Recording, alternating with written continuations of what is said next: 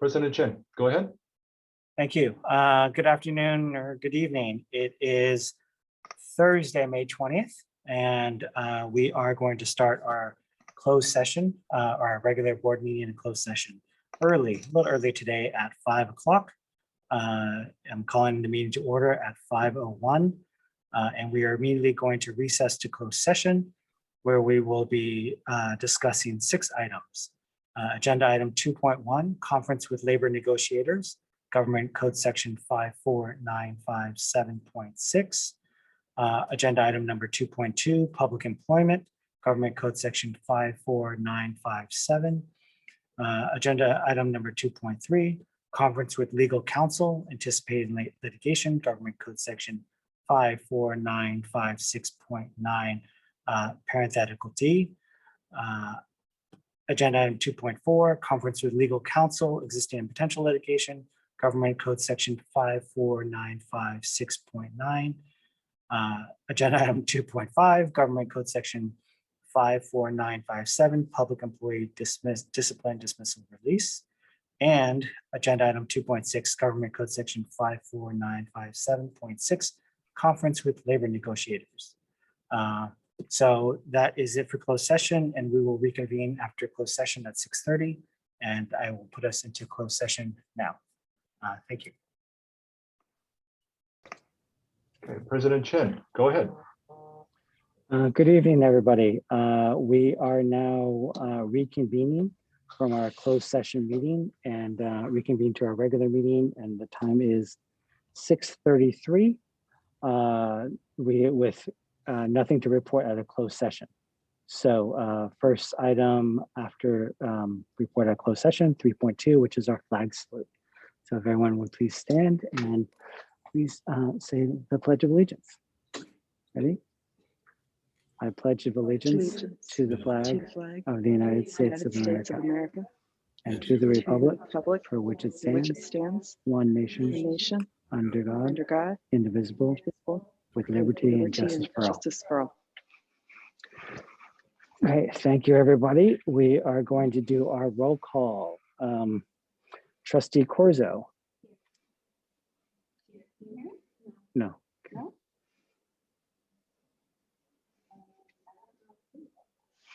Look on the thing right there. Hello? Yeah. Here. Thank you. Trustee Proctor. Here. Trustee Warren.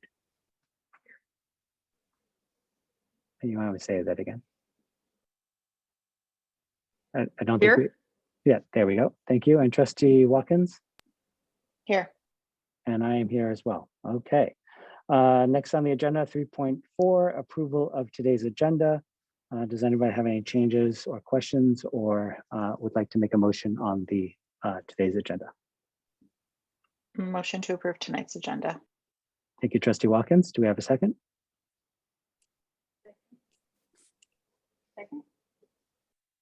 Second. Thank you, Trustee Corzo. For the second, roll call vote, Trustee Corzo. Yes. Thank you. Trustee Proctor. Yes. Trustee Warren. Yes. And Trustee Watkins. Yes. And I will vote yes as well. Okay, next on the agenda is 3.5, approval of minutes. We're looking for the approval of minutes of May 6, 2021, our regular board meeting, and May 7th, 2021, our special board meeting / closed session. Does anybody have any changes or would like to make a motion? I'll make a motion to approve the minutes for May 6th and May 7th. I'll second. Thank you, Trustee Proctor, for the motion, and Trustee Corzo for the second. Roll call vote, Trustee Corzo. Yes. Yes. Yes. Okay. Thank you. It's all right. We're having some technical issues. That's okay. Trustee Proctor. Yes. Trustee Warren. Yes. And Trustee Watkins. Yes. And I will vote yes as well. Just making sure, do we have our translation services yet? No, they're running a little late. Okay. Next up on the agenda is our recognition, resolution number 30, 20-21, our classified school employee appreciation week.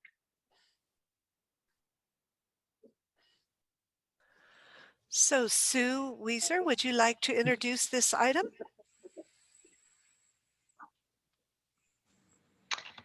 Good evening, board members.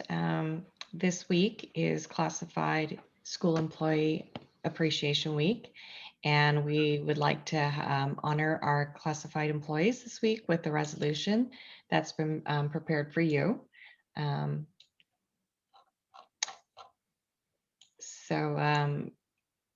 If you would go, I think the practice has been to go ahead and read the resolution out loud. So we would like to thank all of our classified employees, and there'll be specific examples set in the resolution. Thank you. Absolutely, thank you. We will definitely go ahead with our normal practice and read the resolution.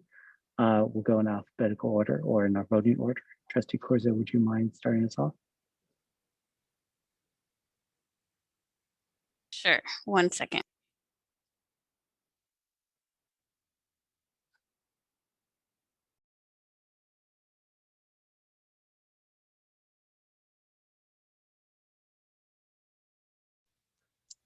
May I take one moment before you begin, Trustee Corzo? It looks like our translator's here, Merlene Watkins. Yes. Gracias por venir esta noche. If someone would like translation this evening, please raise your hand and we will start. Si alguien quiere traducción esta noche, por favor, levante la mano. Sí, ok, gracias. Así que empuje el botón del mundo que está en su computadora y puede escuchar la traducción. Was that okay, Noelia? Yeah, that was fine. Okay. Okay, gracias, Marlene. Okay, Noelia. Okay. Whereas the week of, let me pause, start over. I'll read the title. Classified School Employee Appreciation Week, May 17th through the 21st, 2021. Whereas the week of May 17th through 2021, May 17th to the 21st of 2021 has been designated as Classified School Employee Appreciation Week, and Whereas an outbreak of COVID-19 forced school and health officers to close schools on March 16, 2020 to prevent the spread of the disease, and SMFCSD schools reopened schools on March 8, 2021, and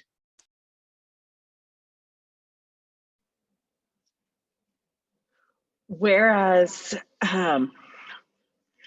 whereas San Mateo Foster City School District classified staff were the first employees to return to work in person, showing incredible resilience and flexibility to implement distance learning, a hybrid model, and a full return to school all in the same year while ensuring students' academic and social and emotional well-being. And whereas San Mateo Foster City School District classified staff supports safe schools by supervising during ingress and egress, setting up classrooms to maintain safe physical distancing, cleaning and disinfecting sites, testing staff for COVID weekly, and adjusting the HVAC system for optimum health and safety. And whereas the San Mateo Foster City School District classified staff supports student learning by leading hub classes, delivering instructional materials to homes in the evenings and on weekends, stepping into the role of preschool teacher for the first time, and facilitating ELPAC testing for students. And whereas San Mateo Foster City School District classified staff have stretched themselves professionally to learn new technology skills, provide students with support remotely, teach PE through the use of videos and problem solve to allow students access to library books. And whereas San Mateo Foster City School District classified staff embrace students and families from widely differing backgrounds by creating a Spanish family resources website, translating notices in multiple languages, assisting parents to load wellness apps, and acting as a bridge for families to resources in the community. And whereas San Mateo Foster City School District classified staff, through the strength of their character, deliver food to homes, are the first friendly face the public sees, makes numerous calls to check in on struggling families, asks the question, how else can I help, and continue to maintain a can-do attitude. And whereas the San Mateo Foster City School District recognizes that these are only a few examples of the resiliency shown by dedicated classified staff who find a way to navigate difficult circumstances because of their commitment to students. And whereas the San Mateo Foster City School District community recognizes the extraordinary undertaking, hard work, and resilience of its classified staff in educating its children. Now therefore be it resolved, the Board of Trustees extends its sincere appreciation and gratitude to the San Mateo Foster City School District's classified staff and proclaim the week of May 17th through the 21st, 2021 as Classified School Employee Appreciation Week. And be it further resolved that the San Mateo Foster City School District Board of Trustees strongly encourages all members of our community to join them in personally expressing appreciation to our classified staff for their dedication and commitment to their work.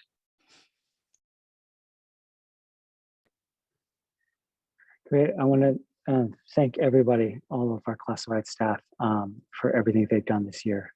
It has been an extremely difficult year, and you guys have definitely been on the front lines from the very beginning. And so, in speaking with the rest of the board, I just want to again thank you guys for everything that you guys have done.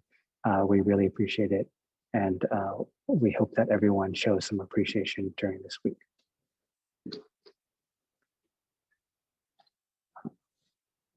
With that, we are going to move on to our next agenda item. Actually, can I 4.2. ask you Oh, to sorry. make a vote on that? Oh, yes. Thank you. make a motion to approve resolution number 30, 2021, Classified School Employee Appreciation Week. I second. Thank you, Trustee Watkins, for the motion, and Trustee Corzo for the second. Roll call vote. Trustee Corzo. Yes. Trustee Proctor. Yes. Trustee Warren. yes, Trustee Watkins. Yes. And I will vote yes as well. Thank you so much for everything you guys do. Next, we're going to move on to item 4.2, the San Mateo County School Board Kent Awards, Sanctuary Task Force. Yes, this is a very exciting award. Each year, San Mateo County School Boards Association has a Kent Award that is for an outstanding program. And this year, our Sanctuary Task Force was honored. And we actually have a video that we'd like to show highlighting the work of the Sanctuary Task Force. Peter, are you able to show the that video? Perfect. Thank you.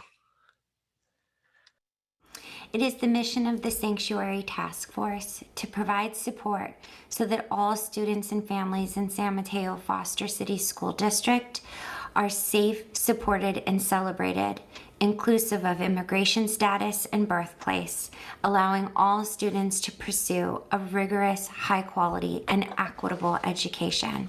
The Sanctuary Task Force was founded in 2018, and its work began with a small but mighty group of district staff, including teachers, district administrators, support staff, and a board member. Our work has been led by our English language coordinator, Dale Rogers, and our team has multiplied in size over the years and now includes parents and is open to all community members.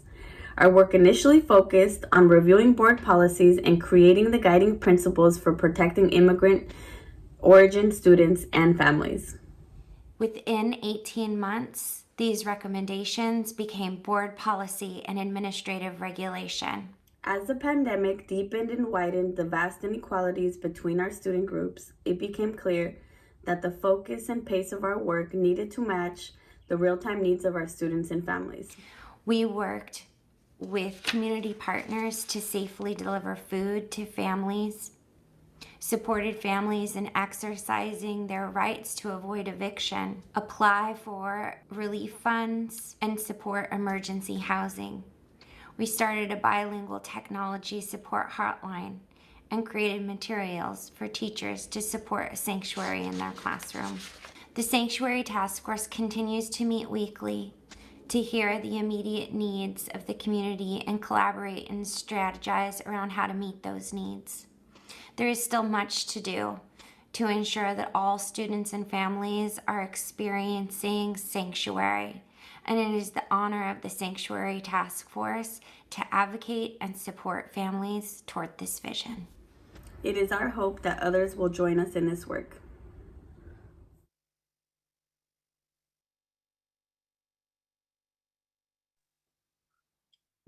I just want to congratulate the Sanctuary Task Force, Dale Rogers, and everyone on the committee. As a former member of the task force, I know that you guys do some amazing stuff, and I'm really happy that you guys were not only nominated for it, but also did receive the Kent Award. So I think it's an amazing job, and I want to congratulate everyone who's had a hand in it. Do we want to say anything else, or we're okay? Sorry. Yeah, I'll just, Good. I will just say thank you to all the Sanctuary Task Force members and for, the support from our district and from our families as we continue to do this work. And I'm really excited for the work that's to come and, making it more available to the entire community and more visible. And thank you to Dale Rogers for leading the group and being just an amazing, thoughtful leader in that space and in our district.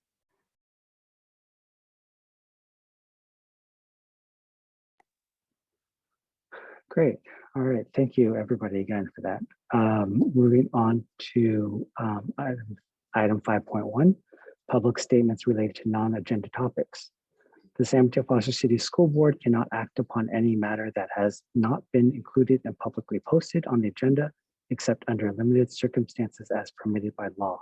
The board may refer matters raised in this forum to staff for investigation and/or action where appropriate. Peter, would you mind calling the public comment, please?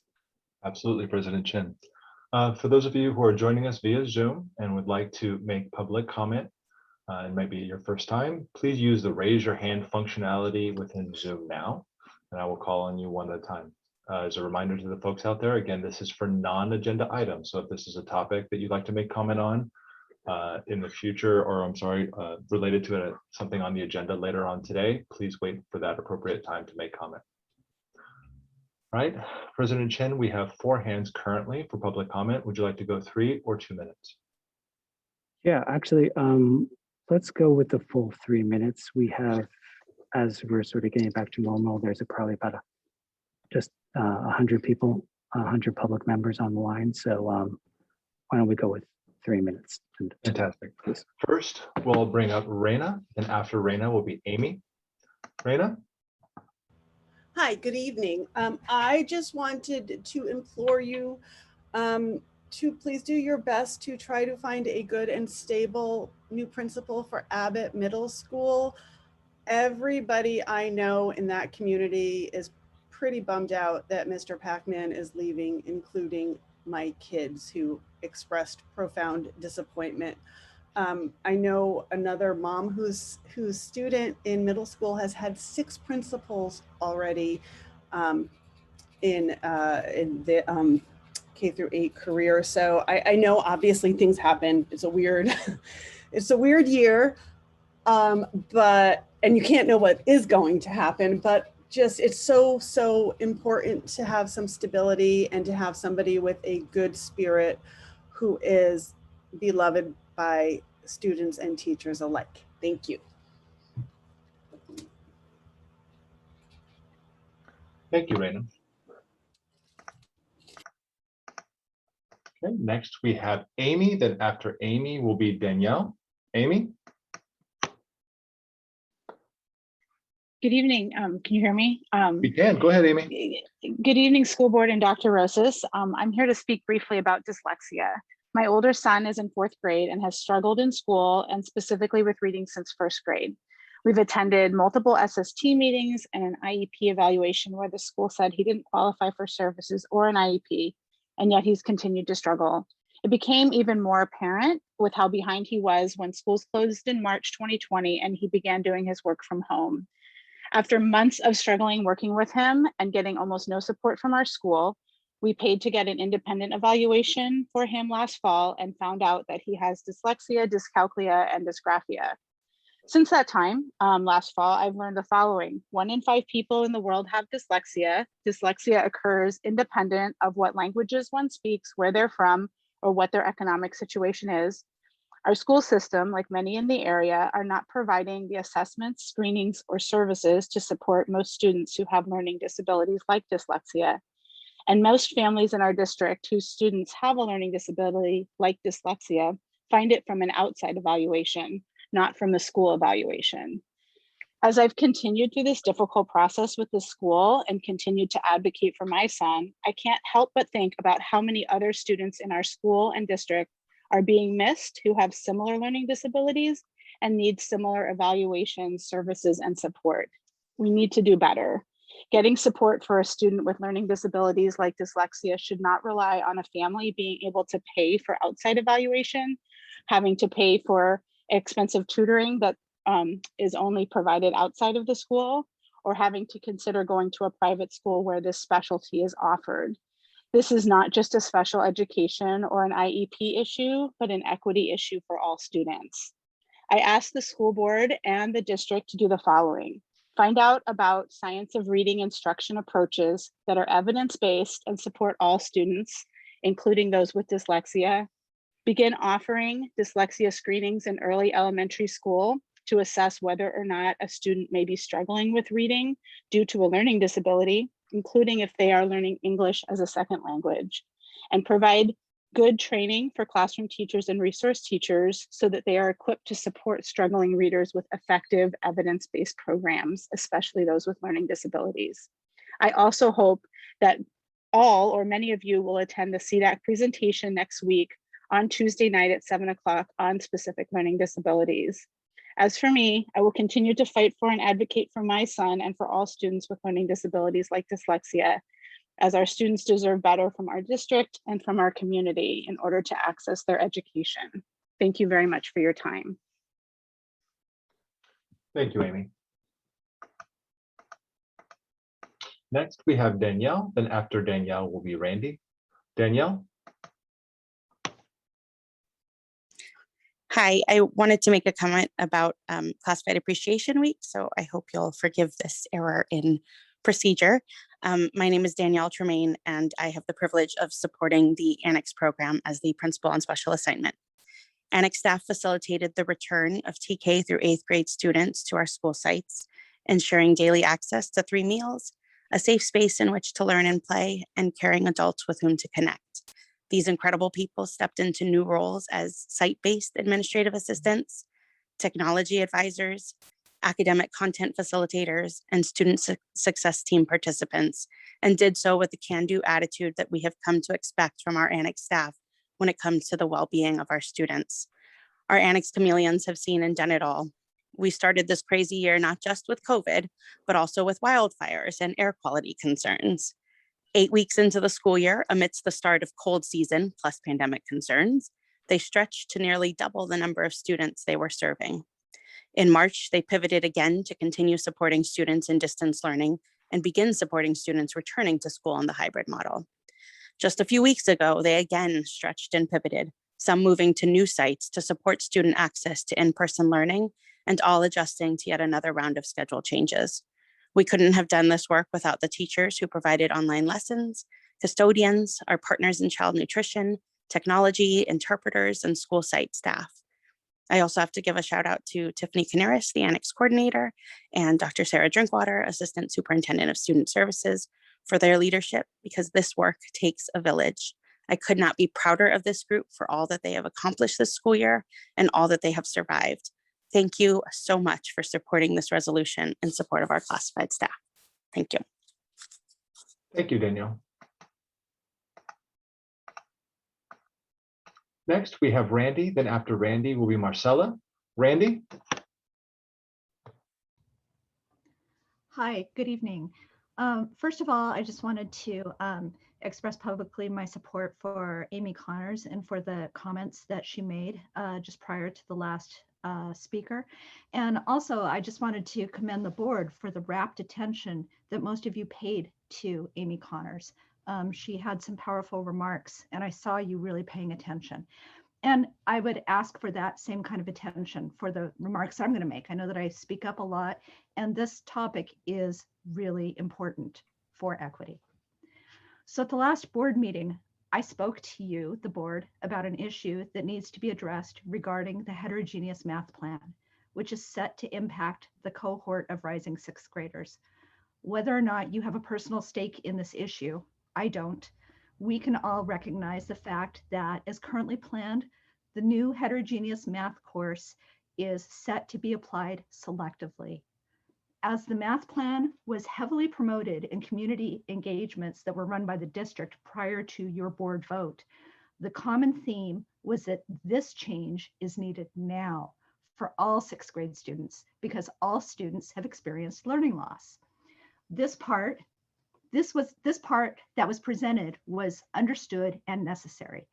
The part that remained outstanding or yet to be determined was the plan for how students who wanted to be able to complete Algebra 1 by the end of 8th grade were going to be able to do so. So it turns out that not all 6th grade students are going to experience Math 6 in a heterogeneous setting, even though all 6th grade students will be receiving the same 6th grade math curriculum. New to this plan and what went unsaid is that Bayside's GATE students will receive Math 6 in their own math class, not in a heterogeneous setting. Previous to this new development that you just voted in, GATE students were not segregated in their own math track. The plan that you, the board, voted in has now led to a sequence of events that now induces further segregation in a school that suffers most from the negative effects of that. While the district proponents actively push for the bidirectional benefits for all of our students, this is not the plan at Bayside. And this stratification that is now planned means that non-GATE Bayside students, half of whom are economically disadvantaged and in need of strong math students, are not going to have those students in their classroom to learn with and to learn from. This heterogeneous math plan as being implemented is not equitable, and some of the most vulnerable kids in our district, including Bayside middle schoolers, will be the students that are most impacted. The district is claiming that we are going all in with the new heterogeneous model, but the facts say otherwise. Please be accountable for your decision and place this as an item on the agenda for your next regular meeting to address how to more equitably address this very urgent issue. Thank you. Thank you, Randy.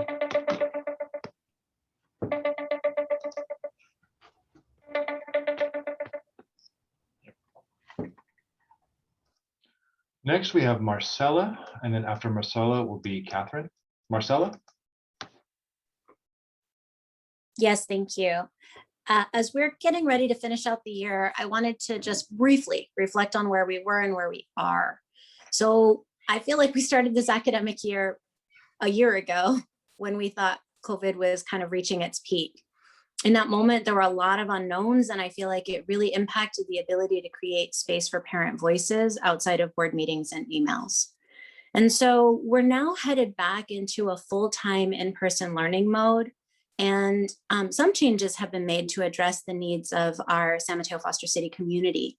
To that end, we're in our second meeting with the SMETA, CSEA, and SMEA updates, and I'm really excited that there is a space for regular updates from teachers, classified staff, administrators. I do, however, believe that after this really rough year, we continue to have uneven representation from our parents. It would be really helpful as we regroup and plan for the incoming year to make sure that we create a space where families can be heard. And this needs to happen with all of our families and in a way that allows voices that aren't always heard here to be considered. I hope that this work can start soon and that we can work to rebuild the community that's needed within our district. I also wanted to thank Amy for her comments and just identify that pre-literacy skills are solid indicators of potential future difficulty with reading and writing and learning I appreciate the comment that Amy made in asking for a new direction as we look at learning from a more holistic and early intervention perspective. And then finally, I just wanted to share my appreciation as well for all of our classified staff. I know that some of them were literal lifesavers. Our classified staff is amazing, and I appreciate the hard work that they always do, especially in this past year. They've helped create some semblance of normalcy and adjusted as needed to make sure that our families are supported. And I think this is another key to building back a strong sense of community. I appreciate the investment that the board and the district is going to make in making sure that more of our schools have community service workers and have access to the resources that our families need. Thank you. Thank you, Marcella.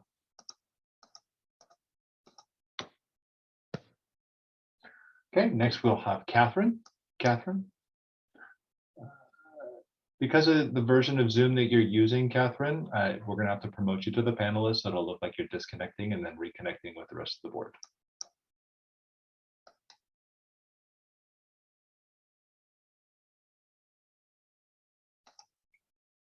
Okay, Catherine, you might be muted. Hi there, my name is Catherine Lee. I'm a mother of Micah Lee. I actually sent a formal email to the board and to Alma Ellis and also Sarah Drinkwater regarding children who are medically fragile. And I understand that the school and summer school are back in person.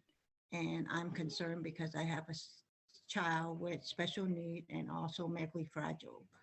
And I'm concerned of sending him back to school because it's still not safe. I don't even let him go out to public. I don't even allow my family to come into my house because of that safety. He was hospitalized for 6 months and I can't risk that. And I'm asking the board to consider providing distant learning or live stream learning for children who have special, circumstances.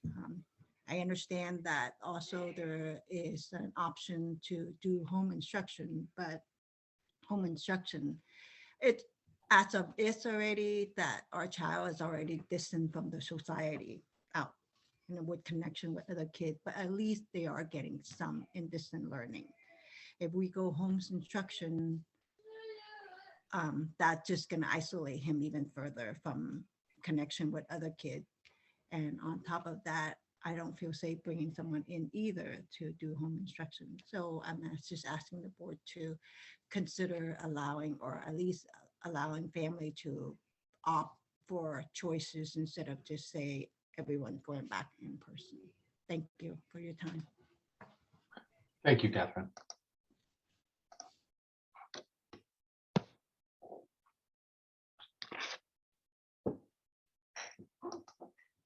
Okay, President Chen, we have no other hands for public comment at this time.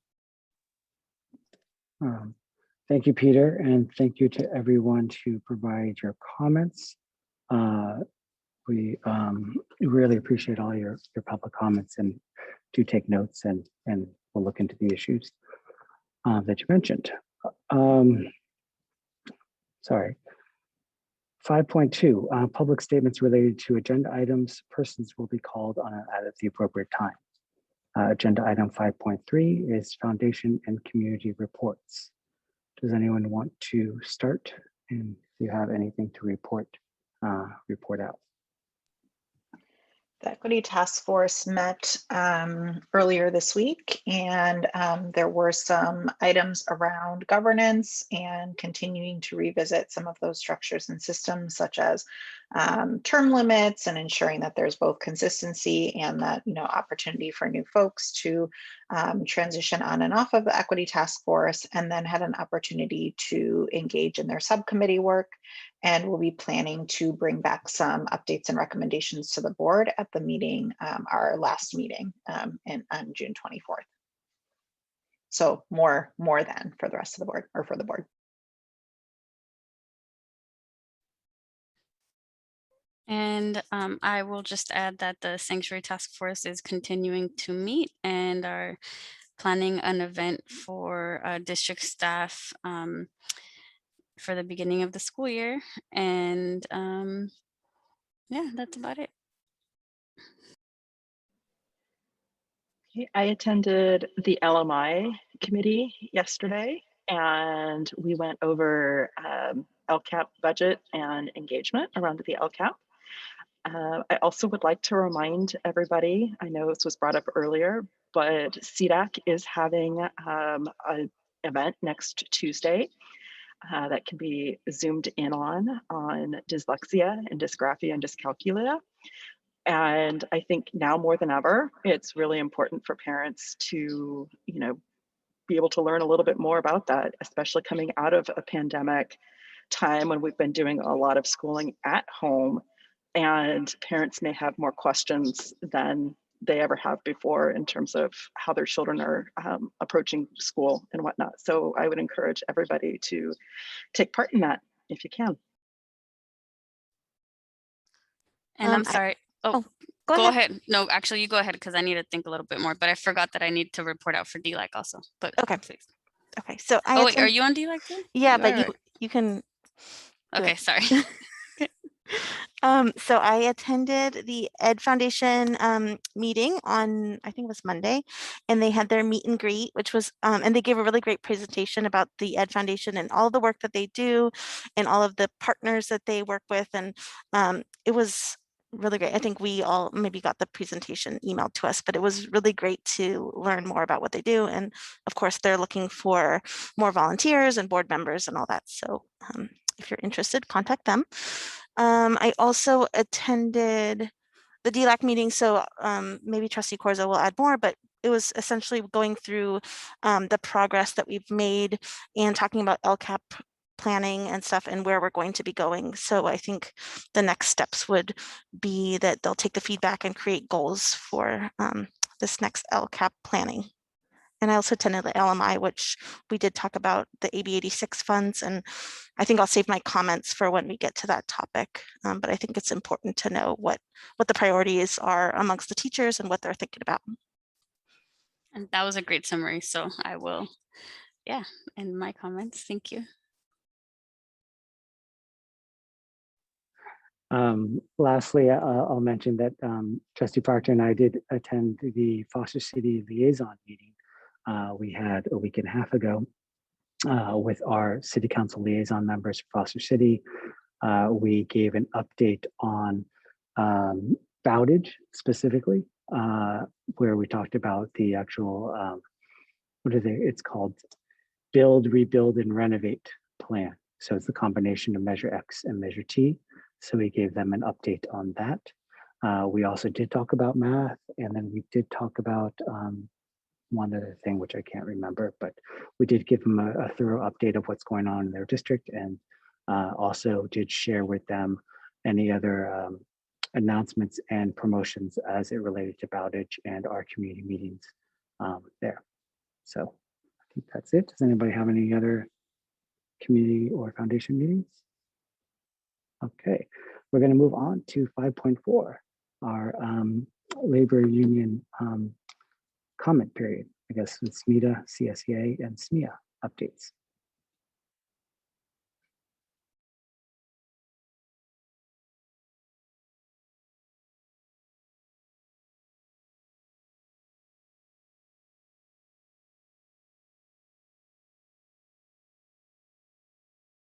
Okay, all the representatives have been promoted to panelists. I'll go ahead and go first if everyone else is okay with that. Good evening, school board trustees and Dr. Rosas. Thank you for adopting the resolution to honor our classified staff and for declaring this week Classified School Employee Appreciation Week. Our classified staff truly are essential employees and have worked extremely hard during this pandemic, so we appreciate the acknowledgement. I would like to take a moment to highlight a few departments that worked in person early on. Our food service employees have worked in person since the beginning of the shelter-in-place order, ensuring anyone under the age of 18 had access to a meal. These employees did this even when there was concern that they may be putting themselves and their family's health at risk. For that, I would like to thank Andrew and his entire classified food services department. Our technology department did start sheltering with the rest of the employees, but were called back to work in person earlier than most to ensure that all the students had the access they needed to Chromebooks and hotspots. They worked at pickup locations all around our district to make sure the distribution was easier for the parents. Thank you, Peter, the entire classified technology team, the print shop employees, and the student services employees that assisted with all of this.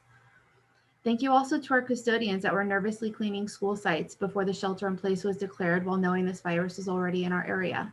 Our office employees who continue to assist ill children during that same time frame and also came in after the shelter in place declaration to distribute materials to students, as well as all of the other classified employees who went above and beyond early on.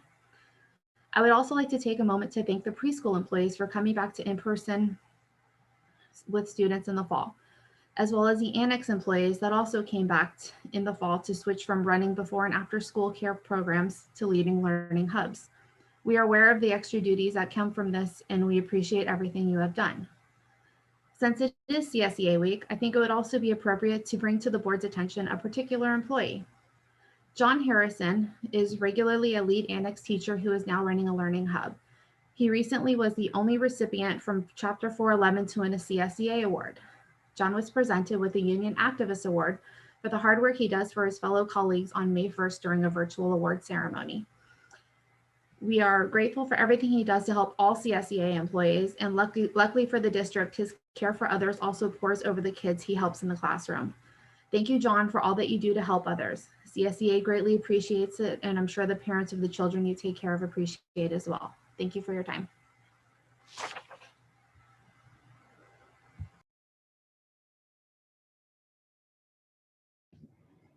I'm happy to go next. On behalf of the teachers in our district, we also want to recognize CSEA this week for all they've done to support our work as teachers and our students this year.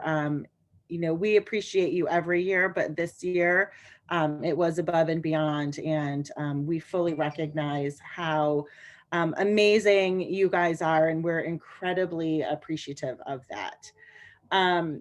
I do have some information to share and around our AB 86 money, but I'll save that for the plan. I want to also, on behalf of the SMETA teachers, I know we're going to hear from our newly appointed, or our however we're saying it. I want to welcome Mr. Ochoa to the district. It was a pleasure to have the opportunity to learn a little bit more about him, and I'm really excited for what he's going to bring to our district. And then finally, I want to bring to the board's attention a new committee that SMETA started this year that has really been, I think it's been a new committee. How should I say this? It's been a committee that's been reinvigorated. So we have our Equity and Human Rights Committee this year is led by Jennifer Young and Yao from College Park. And they have done a lot of really great work around creating safe spaces for our teachers of color to have an opportunity to share their experiences. They are holding an event with our Golden Gate Service Center, which is a bunch of different locals bringing teachers together, sharing curriculum ideas. And I just, you know, we haven't had a lot of opportunities to talk about some of the interesting things that SMETA is doing because we've been so wrapped up in this pandemic. But I do want to acknowledge that they have done a really great job kind of behind the scenes, and they've plowed forward, even though you know, the world was kind of spinning around them. And so I just want to acknowledge that committee and the hard work that they're doing on behalf of all teachers. And yeah, thank you. Okay, it's my turn. So good evening, school board trustees and Superintendent Rosas. On behalf of SMEA, pending the approval this evening from the Board of Trustees, we would like to welcome Superintendent Diego Ochoa to the San Mateo Foster City School District. We look forward to hearing more about his vision, and we are eager to assist in his transition to the San Mateo and Foster City communities, and to help him learn about our wide variety of schools, programs, staffs, families, and students. Also this week, we celebrate our classified employees. We extend our sincere appreciation and gratitude to our CSEA members who make it possible for us to educate and support our students and families. This week, most of our schools are finishing up the LPAC and launching the CASP, which of course presents many challenges given our current circumstances, although it will provide us with much needed data about our students and their learning. Our administration and testing coordinators have been making scheduling plans to create supportive annual assessment environments for the students. Many of us have coordinated extended days with our facilities and the transportation department to assist students. Elementary schools have settled into TK through 5 in person, and our middle schools are now comfortably in phase 4, meaning our in-person students are physically moving to each of their scheduled classes each day. We are also hard at work planning for the 21-22 school year, considering potential schedules and waiting for further direction about the AB 86 that we will hear about later this evening. We are also waiting on further clarification from the CDPH regarding COVID guidelines for the fall. Thank you very much.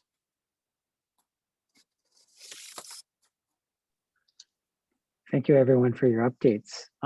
Again, we want to show appreciation to CSEA for their certificated appreciation week. And we're really happy that everyone provided comments because, again, you know, like one of the commenters had mentioned, it does take a village, and you know, our classified staff was out there in the front lines at the very beginning, and as we come to an end of this pandemic year, you know, we really appreciate everything that they've done and everybody else. So with that, we're going to move on to item 5.5, announcements. Does anyone have any announcements they would like to make? I see one shaking a head, two shaking heads. Maybe no one, no, 3 shaking. Oh, I'll just share that it's not like a huge announcement, but I attended a Zoom presentation today that was really, really amazing. And so I'll be sharing it publicly on my Facebook page, and we'll send, once I get the recording, we'll send to Dr. Rosas to share with all of us as well. Great, thank you. And I'll just close with one announcement, as I've mentioned before, because I don't think everybody looks at the data as often as maybe we do. But San Mateo County is, again, above and beyond in terms of COVID. We are, if not number 1, but you know, number 1 to 3. It depends on testing, COVID testing. And as of yesterday, looking at the vaccination data, for everyone who is interested, going to the San Mateo County Health website, there are approximately 81% of adults 16 and over, or 16 and over, who have at least received their first vaccination dose.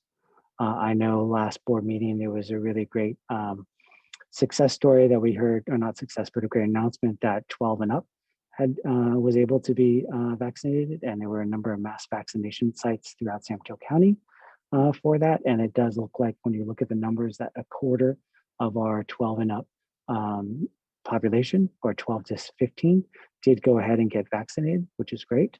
And so I know that San Mateo County and our county calls, they are encouraging everyone to still go ahead and get vaccinated. There's a lot of supply out there now where you can go ahead and get an appointment probably next day, or even walk in. And so we would encourage everyone to take advantage of that and get vaccinated as we all come out of this sort of pandemic year. So I think it's a great success story for San Mateo County. We're not through it yet, but we're getting very close to that end of that tunnel. So with that, let's continue on to our superintendent report. Dr. Rosas. Thank you. This is Classified Staff Appreciation Week, and I also want to acknowledge the essential support that classified staff have provided, not only for our distance learning program, but our subsequent successful return to school. I appreciated the outreach that they did to families and students related to academic support and technology needs, and all of the behind the scenes work of cleaning, disinfecting, dealing with facilities issues, organizing materials, and a myriad of other duties that we never expected to deal with, such as temperature taking, health apps, COVID testing, and the list really does go on and on and on. Flexibility exhibited by our classified staff truly helped keep things running smoothly under challenging circumstances. So thank you again to our classified staff during this week of Classified Staff Appreciation. On other fronts, you may have heard that the governor's budget recommendations are very positive for education, with funding included for universal TK, student wellness, expansion of before and after school education, teacher preparedness programming, and an increase to the state's reimbursement rate for school meals. The COLA is proposed to be 5%. However, the only area that I don't really see any change in is no reduction in the pension buy down, which is costly to our district. Now, one of the issues we do have to watch is that school districts receiving one-time funding is difficult because programs are about people, and hiring for a year and expecting something to continue without fiscal support is not reasonable. So we need to continue to monitor the funding and look at ways that we can use the funding over years so that we can set in motion programs that can be sustained.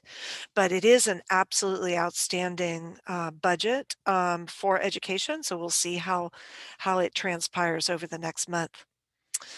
We did receive a couple of inquiries about mask wearing, and I do want to reiterate that we are continuing to wear our masks through the end of the school year. We hope to have further guidance on the required mitigation measures for the fall soon, just as Principal Morgan brought up. And as we know that, we will work with that for our fall reopening.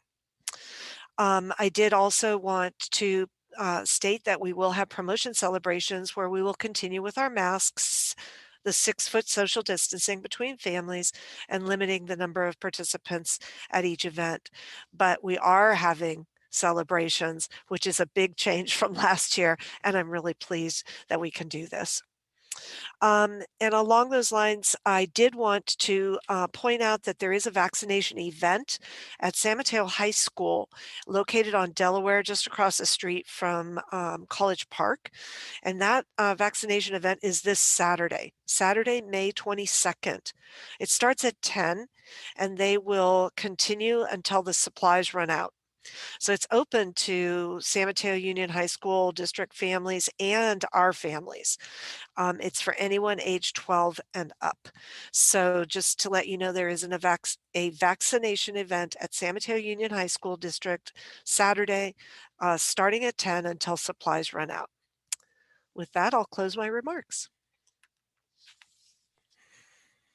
Great, thank you, Dr. Roses. This feels so much like almost a normal meeting here as we move through these items, these regular items. So next on the agenda is our proposed consent agenda. All items on the consent agenda are considered by the board to be routine and will be enacted by the board in one motion in the form listed below. There will be no discussion on these items prior to the time the board votes on the motion, unless members of the board, staff, or public request specific items be removed and discussed from the consent agenda. The superintendent and staff recommend approval of all consent items. Movement of any recommended consent item is appropriate at this time. Does any member of the board would like to move or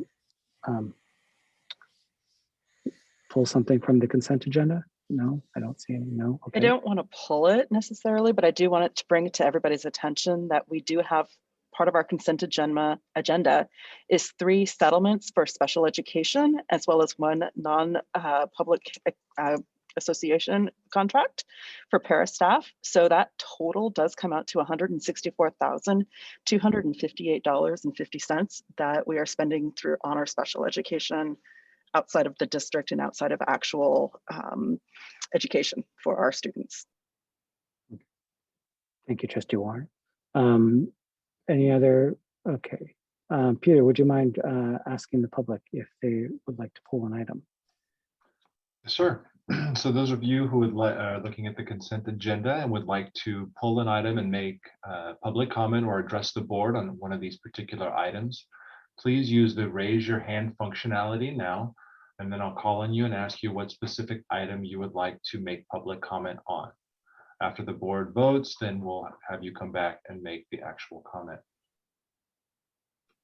Okay, we have one hand currently. I believe it's Lever. Lever, is there an item on the consent agenda that you would like pulled to be able to make public comment on?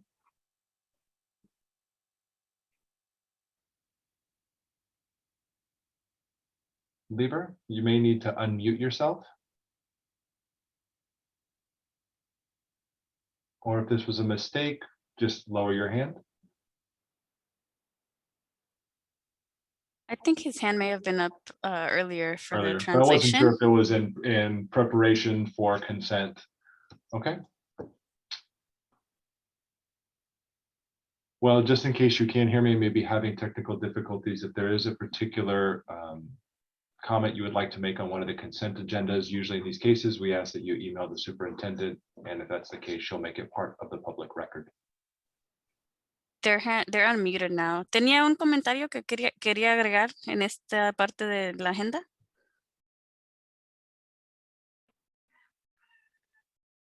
Are they on the Spanish translation line?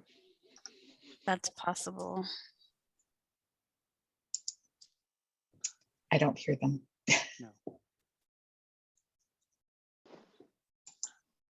Lever, are you there?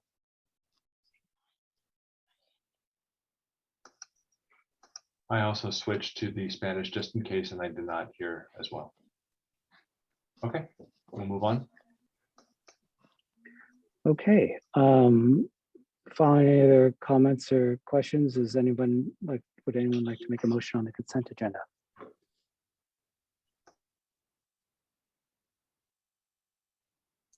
I'll make a motion to approve the consent agenda. Thank you. I'll second.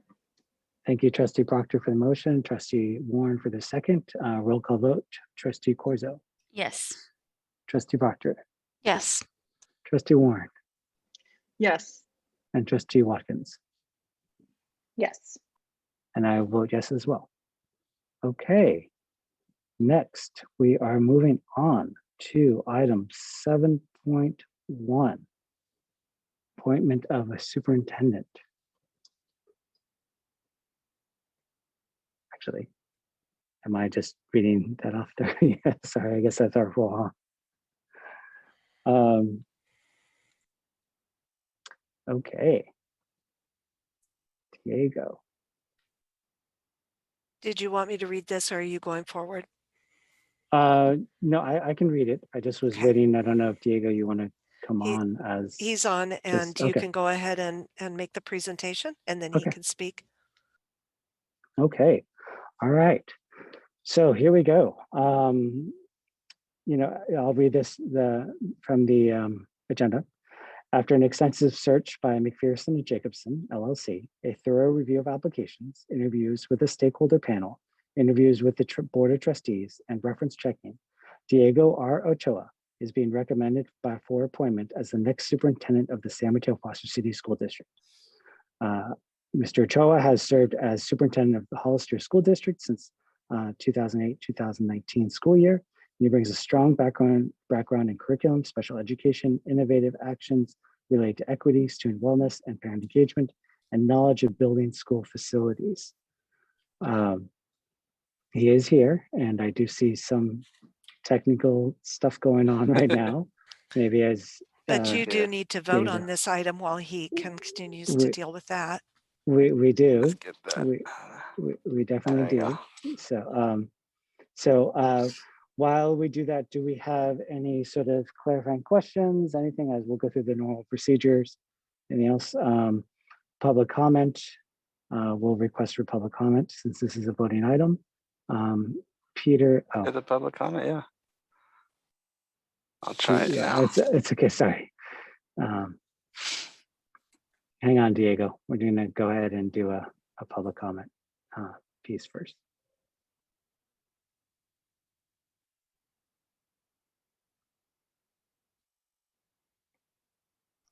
My apologies. Trying It's to okay. technical issue. Those that would like to make public comment on this item, please use the raise your hand functionality within Zoom now.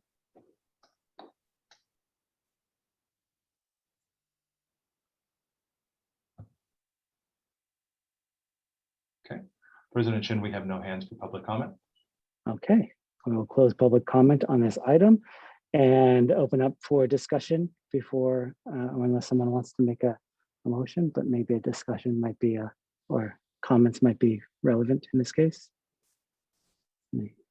I will, yeah, I'll make a comment. I will just say that I'm so excited that Diego will be joining us and leading our district, and want to give him a super warm welcome and a thank you to all of the stakeholders that engaged in the advisory committee in this process.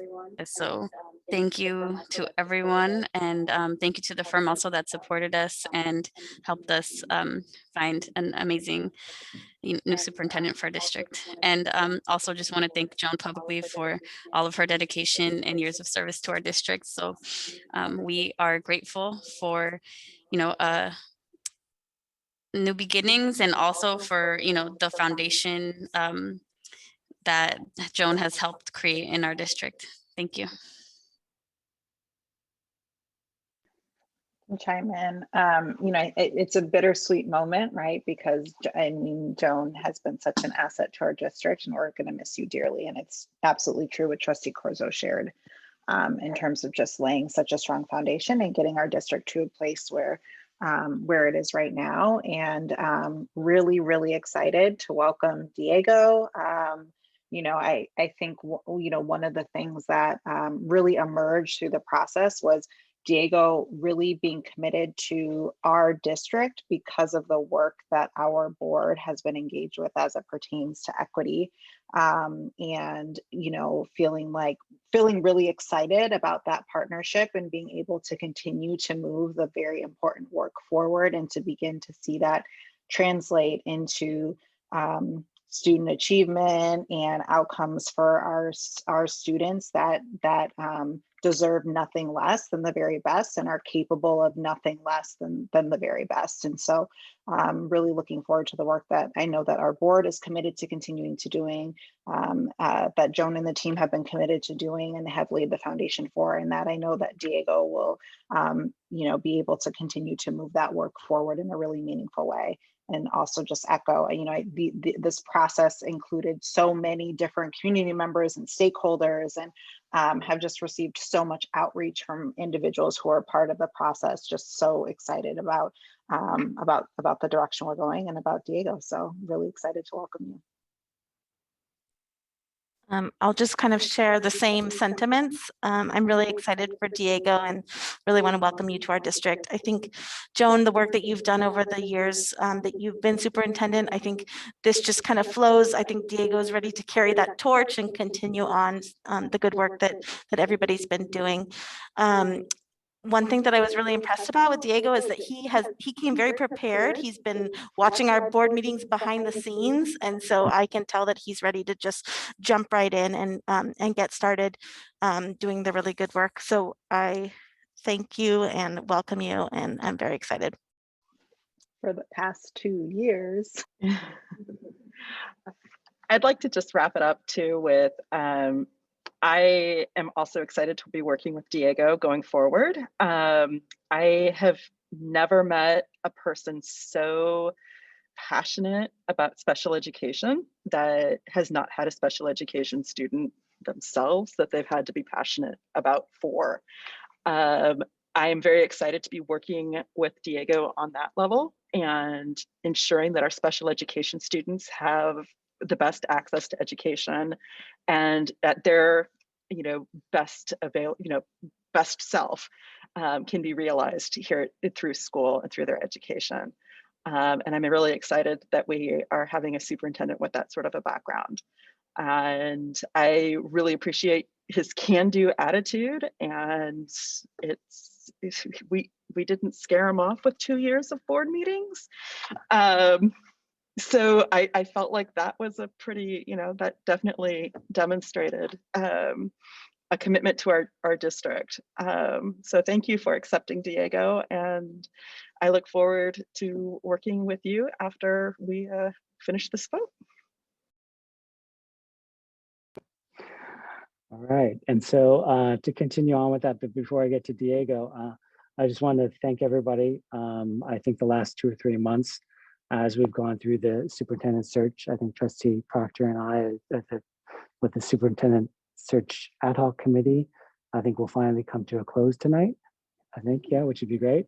But I wanted to thank the community for all of their input. I will definitely say, you know, our community, after all the interviews and stakeholder meetings that we had, you know, with McPherson Jacobson producing what I think was like an 86-page community report in terms of what they were looking for as the superintendent. I think that was really helpful and very insightful. I want to thank the stakeholder interview panel that actually helped interview our candidates as we went through our all-day interview session the other day. I thank you for your time, and thank you for all the teachers and parents and again, just the overall community, classified staff of everybody, and in terms of you know, welcoming Diego in.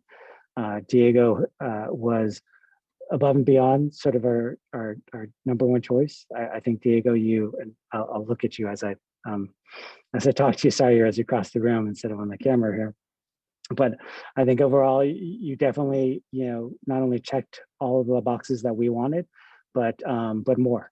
And so I'm very excited for you to get out there. I think, you know, it's a little surreal seeing you sit next to Dr. Rosas over there because it's just, it is a change, and it's a tough change. And I look at it sort of like we might be closing, you know, one chapter or moving on from one chapter and moving on to the next chapter in the school district. And I think Dr. Rosas, for everything you've done, I know we will definitely have more to say, you know, and thank you later.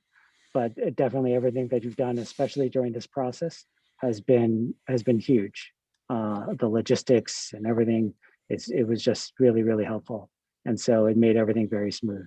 And so I'm just really happy. So thank you, Dr. Rosas and your staff and everyone who's helped out. And Diego, I don't know, there's so much to say, but I won't repeat everything that everyone else said. We all had notes during the interviews. I think you mentioned them. Well, okay, I'm gonna say one thing because this is kind of funny. So just to know, so that everyone understands how this happened. But we as a board decided to select Diego, and we called him. And we called him to give him the offer to the technical term was enter into negotiations. And so we made that phone call on speaker, and we made the offer. I made the offer, and there was this long pause, and we thought we had lost him. But lo and behold, he comes back and quotes, what was the quotes? Jerry Maguire, the movie. And he says, "You had me at hello." So for anyone who knows that, sorry, that may date me in terms of years, but this is who we're dealing with and who's going to be our next superintendent, and we're all very excited. So before you take the vote, I just want to say that I've had an opportunity to work with Diego a little bit and have just really enjoyed the opportunity. And I am delighted to welcome him to the San Mateo Foster City School District. I can't wait to see what you as a team will accomplish in the upcoming years. So in whatever way I can be of help, I will in the transition. And I just think it's going to be a wonderful asset. He will be a wonderful asset to our district. So now please take this vote. Yes, thank you, Dr. Rosas. Would anyone like to make the motion? I am happy to make the motion, but we're going to give him a chance to talk, right? Okay. We gotta vote on it first. Okay, We can't let him speak before we. I motion to approve the contract to hire our new superintendent.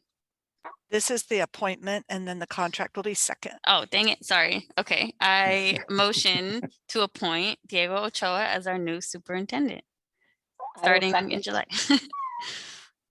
Thank you, Trustee Corzo for the motion and Trustee Watkins for the second. Roll call vote, Trustee Corzo, Yes. Trustee Proctor, Yes. Trustee Warren, Yes. Trustee Watkins, Yes. and I will vote yes as well. So thank you, everyone. I wish, as we are coming back and out of the pandemic, we will definitely want to welcome people back to the boardroom, and so please come back at maybe in the next meeting. But Diego, we would love it if you want to say a few words before we actually get into your contract. I do. Can you hear me? Yes. Awesome. So first, I'm going to stop talking, but I'm going to lower my mask just so people can see my face. But I promise not to speak when I lower my mask here.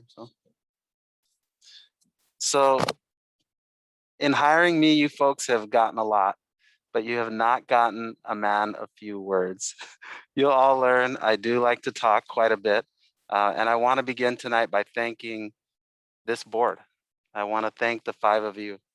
I've only known you all for a few weeks, but in that short period of time, I have been inspired by you because you are deeply passionate about what you're trying to do as a board. Because more than any group I've seen, you put in the time to engage with this community. You all are in meetings and task forces and subcommittees and public meetings 3, 4, 5 days a week sometimes. And I just really admire that about you. And then lastly, you have the willingness and the toughness to set really high goals for this district. And then you just stay committed to try to achieve them. And that's a big part of what brought me to San Mateo Foster City School District is the willingness of this board to be bold and to seek really high goals for students. Secondarily, I want to thank and honor the person sitting to my left, Dr. Joan Rosas. She's one of the most respected educators in this region. And I really consider it an honor to follow in your footsteps. And I'm gonna announce tonight that we're not letting her actually retire. She'll be coming back as superintendent emeritus, and I'll put a desk right next to my office for a year. She'll just come every day and work with me because she's been a fixture in this community. So we're really not gonna let her just go ahead and disappear. She's gonna be here. And she's been a dignified steward of this district. And thank you so much. I've been blessed to be an educator for 22 years and have been a special education teacher, an assistant principal, a director of special education, and a superintendent now going on 7 years. And each one of my roles has been a challenge and it's rewarded me. And I've taken something really special from each step along the way. And now I have this opportunity to be superintendent of the San Mateo Foster City School District. And I'm going to devote myself 100% to this task. And I want to address our stakeholders one at a time. To my students here in San Mateo Foster City, I'm going to be your champion every day. I will never, ever give up on any student in this district, ever. And I'm here for you. To our parents, I'm here to hear your stories. I'm here to help you. I will always help and support every parent in this district, and I will do everything that I can to help build a culture where we give your child a quality education. To our classified staff, I'm just going to be a constant presence in this district. You'll see me in your departments, you'll see me in your offices. I'm going to work shoulder to shoulder with you when the task requires it, and I'm going to honor you. To our teachers and certificated staff, I'm always going to be a teacher. I'm never not going to be a teacher. I'm going to work with all of you, and I'm going to approach the work as though the quality of our relationships dictates our ability to move forward. To our special education families and staff, I'm one of you. brought up in education as a special educator, I never ever forget my roots. And I'm going to roll up my sleeves and I'm going to get involved with all of you and all of our programs. And I'm here to support. To our site admin, I think that every great school has a great school administration. I'm envious of you. I love being a site administrator. I actually thrive on the day-to-day. And I'll be here to work with you. And I'm going to coach and support every single one of you. To my district administration, some of those of you who are on this call and on the screen, I'm ready. Get ready to have fun, get ready to work hard, and get ready to make a difference for all of our students and to support all of our schools. And to the board, you just hired yourself a teammate. I'm going to stay committed to this work, and we're going to do this work together. And to the broader community, to our Ed Foundation, to our local groups, to our parent clubs, to our PTOs, it takes a village to support these students and to create a great district. And I'm here to do it together with you. And then lastly, to every stakeholder in this district. I am one of those people who I just go through life like my glass is always half full. I never, ever fixate on the negative. And instead, I just look at silver linings in everything that we do.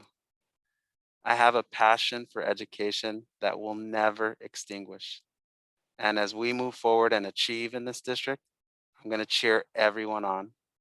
And I'm going to work every day to support and honor and inspire every one of you. And I'm all in. Let's get started. Thank you.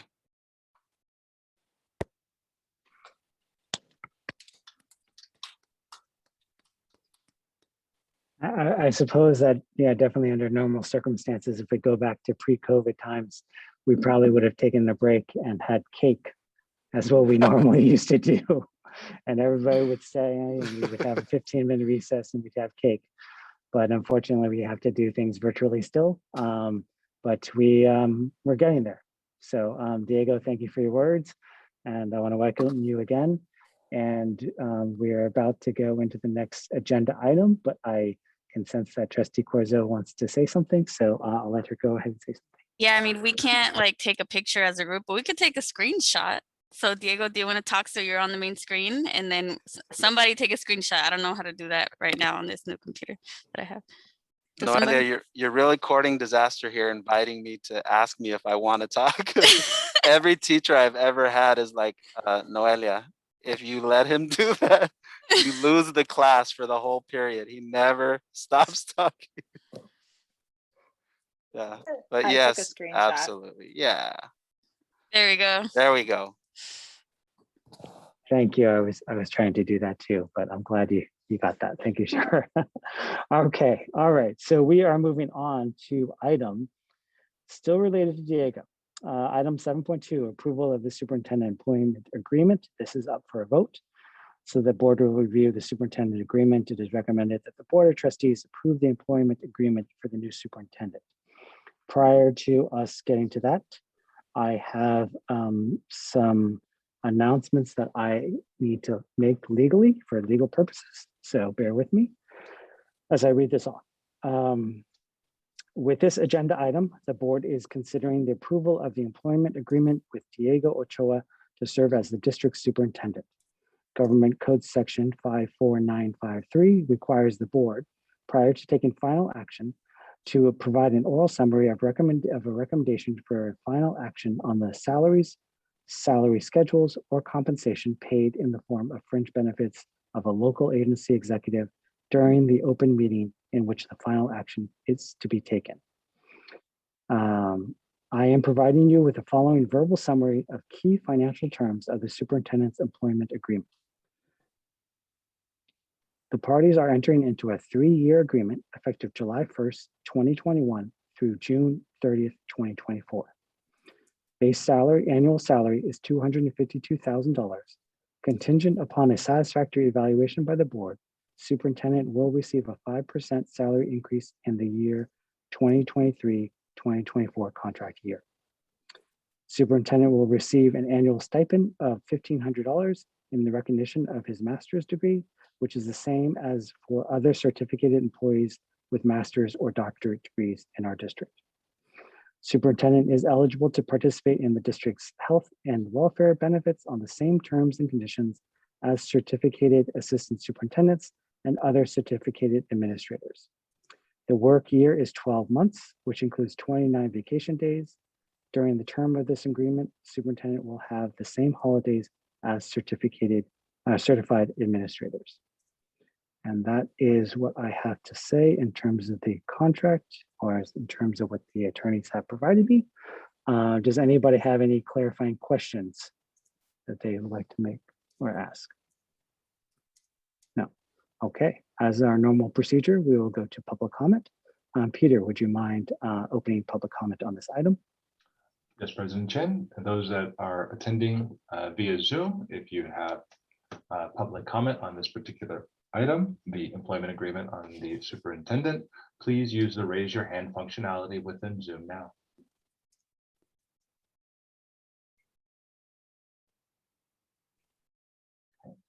President Chen, we have no hands for public comment. Thank you, Peter. I will officially close public comment on this item. And do we have any discussion, or does someone want to make a motion for this item? I'll make a motion to approve the superintendent employment agreement. Thank you, Trustee Proctor. Do we have a second? I'll second. Thank you, Trustee Watkins. Roll call vote, Trustee Corzo. Yes. Trustee Proctor. Yes. Trustee Warren. Yes. Trustee Watkins. Yes. And I will vote yes as well. All right. The contract has been approved, and Diego, you are officially ours. Although I will say that it will be, you have another month or so of transition. Dr. Roses, we definitely did not want to let you go just yet. So we know we still have you for a little bit. We Okay. have work to do. Yes, we do. Yes, we do. Okay, so we're moving on to item 8.1, the Accelerated Learning Plan, AB 86. Yes, on this one, I would like to have David Chambliss bring forward the information that he has collected through a variety of different stakeholder engagements. And he is going to share basically the budget, which lays out the actions. Now, I do want to remind everyone as he does this, AB 86 is a slice of the whole. The whole is our LCAP, and it will also include some federal funding, ESSER 2 and 3 funding. So what you're going to see now is a piece of this whole, and we do have to do it separately because there's a different submission timeline. We have to submit this piece by June 1. So you needed to approve this slice, and we need to get it in, and then it will be embedded in the LCAP, and you'll see the whole LCAP coming to you in June. So I just wanted to remind everybody of the context of this. But David, you want to take it away? Sure, thank you. Good evening. It's my pleasure to share with you again the proposed AB 86 acceleration plan for our district. As Joan mentioned, after considerable stakeholder input and planning, we're sharing with you tonight and to make it easier, I'm going to share with you tonight the budget. There is an accompanying document in the agenda that is the actual formal application, which includes information on how we engaged with stakeholders, what our assessment plan is, et cetera, as well as a narrative that explains the items that I'm about to walk through in a budget format. But it felt for tonight's presentation that it would be easiest if we had the somewhat simplified version displayed. So I'm going to go ahead and share my screen. I think, assuming yes, it looks like I have permission to do that. And we will begin. All right, can you confirm for me, everybody, you can see that? Okay. So just if you recall, there were three major priorities that we were expected to address in this acceleration plan. One is opportunities for extending learning. That could be either in summer school or extending the day of a normal school day, or even offering learning opportunities during vacation breaks. And so you'll see those addressed this evening. A second priority is around strengthening core first instruction. And you will see that's focusing on things like adding additional staff, providing professional learning, those kinds of resources. So you'll see us how we did address that in this budget as well. And then the third area is actions to support health and well-being. And we have several line items here that I'll talk through that address that third area. Okay, so let me go back up and I'll talk first about the proposed actions for extending learning through our summer program. So you will see here that the plan for this coming summer is essentially to have four strands of summer extended learning. One is an expansion of the summer general ed and ESY, that is our special ed program. We've had this over the years. Typically, it's been around 200 students. You can see here that the proposal is to expand it to upwards of 500. In addition, there's a strand related to an enrichment program that that our annex program has offered in the summer. This year, we'll be sponsoring student participation in that, upwards of 100 students.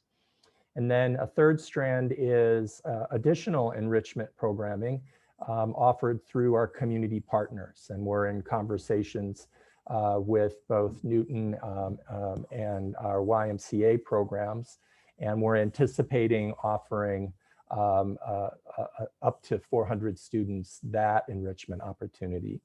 And the last is a much more targeted specific. It's actually meant to be just a 1-week program, which is our Math Summer Boost program for rising 6th graders. And I'll talk a little bit more about that when I get to the math section, but that we're targeting for 80 students.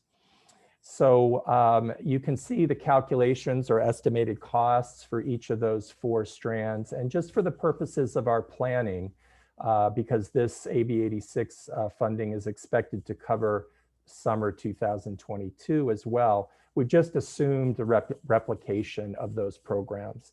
Of course, after this summer, we will see whether we would like to increase or enhance those programs or adjust, shrink in whatever form makes sense based on the success of this summer's work. But in any case, we held the design and the estimated cost constant for both summers. Then we get into the ways in which we propose to extend learning in the school year program, again, for 2021-22. And there's a couple different strategies we're employing around this. One, just to be clear from a design point of view, that this is meant to be targeted language and math support and tutoring.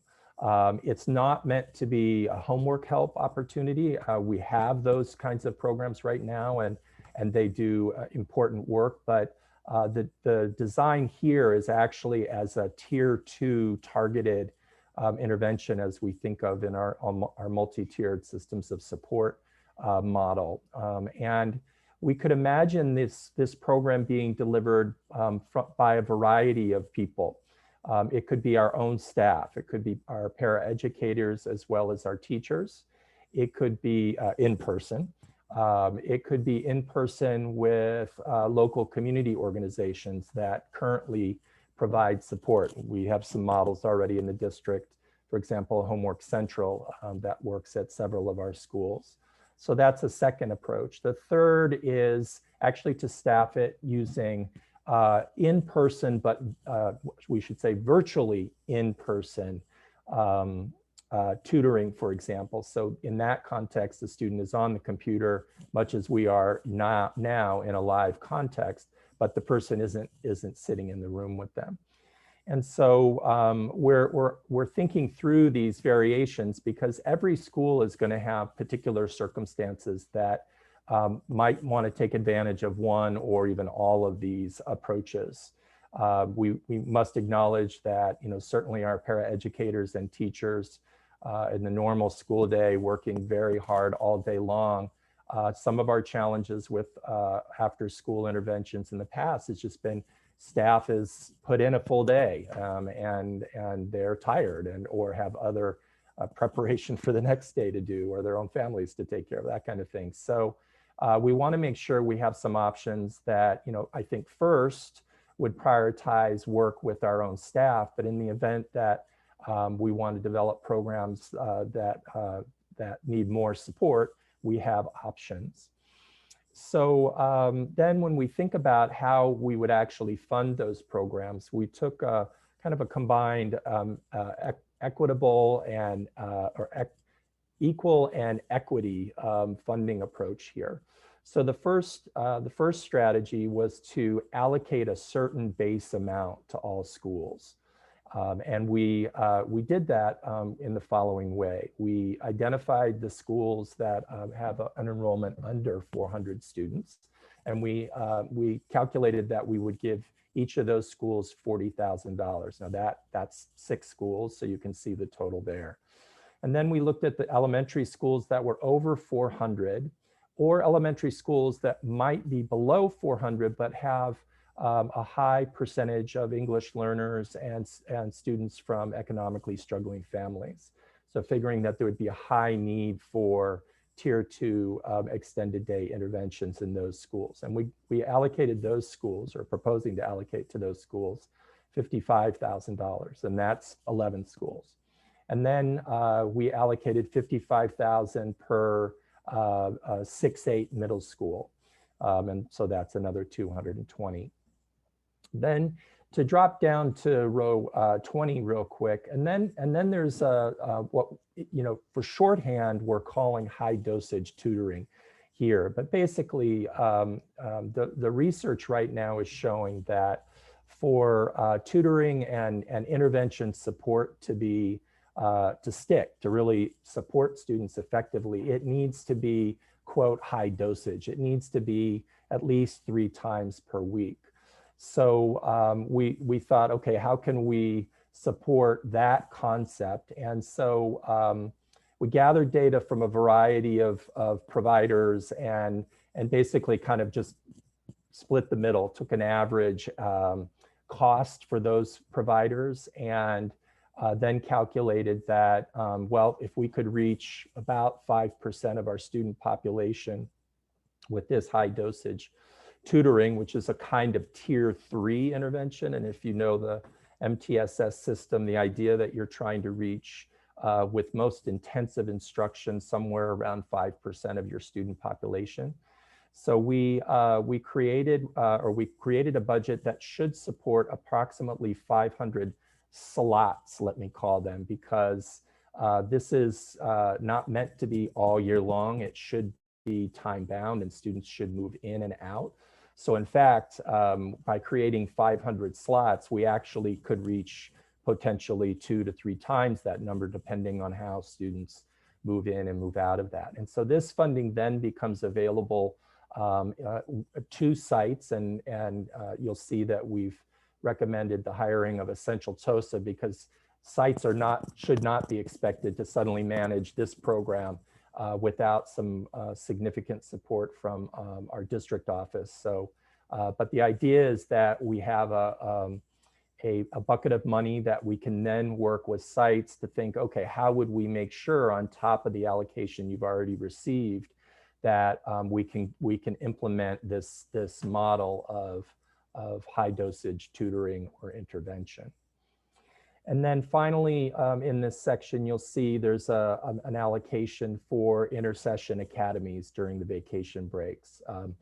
Just to say this, we haven't calculated the numbers yet at this point. At this stage, we did a rough estimate of what we thought it might cost with our own staff, and we'll do more planning beyond that. Okay, then the next area of required strategy is around strengthening instruction. And actually, let me go down just for a minute real quick to the language and literacy section, which you'll notice actually is,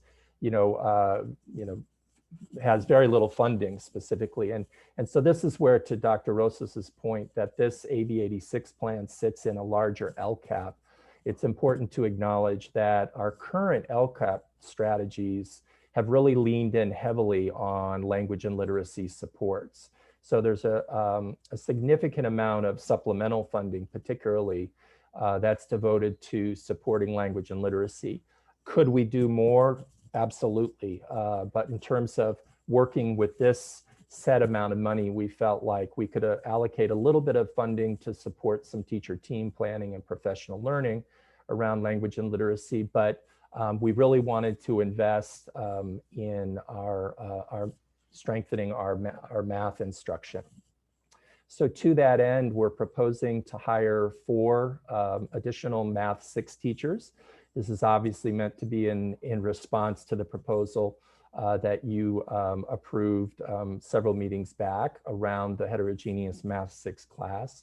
The additional teachers will give us opportunities for co-teaching and shrinking the teacher-student ratio in ways that can only strengthen the opportunities for differentiation and support in those classes. And then the next 2 proposals are actually around extending and expanding. You've heard us talk about this Abbott complex strategy. This was the strategy we engaged in over the last couple years with low-performing student block grant funding. So we're proposing to continue that work based on the evidence we have that the TOSA support for teacher teams and the planning and collaboration, particularly you'll see here, we start talking about the elementary schools. We heard a lot of stakeholder feedback around, well, we understand the changes you're proposing to make in the middle school, but shouldn't you also be thinking about strengthening the program at the elementary level? Well, we've been working on this, and this is an investment intended to strengthen that. I'll note here that actually the funding for these TOSAs is proposed to come out of a different one-time fund. So it doesn't actually impact this budget, but it's a critical part of it. I mentioned the Summer Boost program. The idea there this year is really, just a pilot program. As I mentioned, it's 1 week long to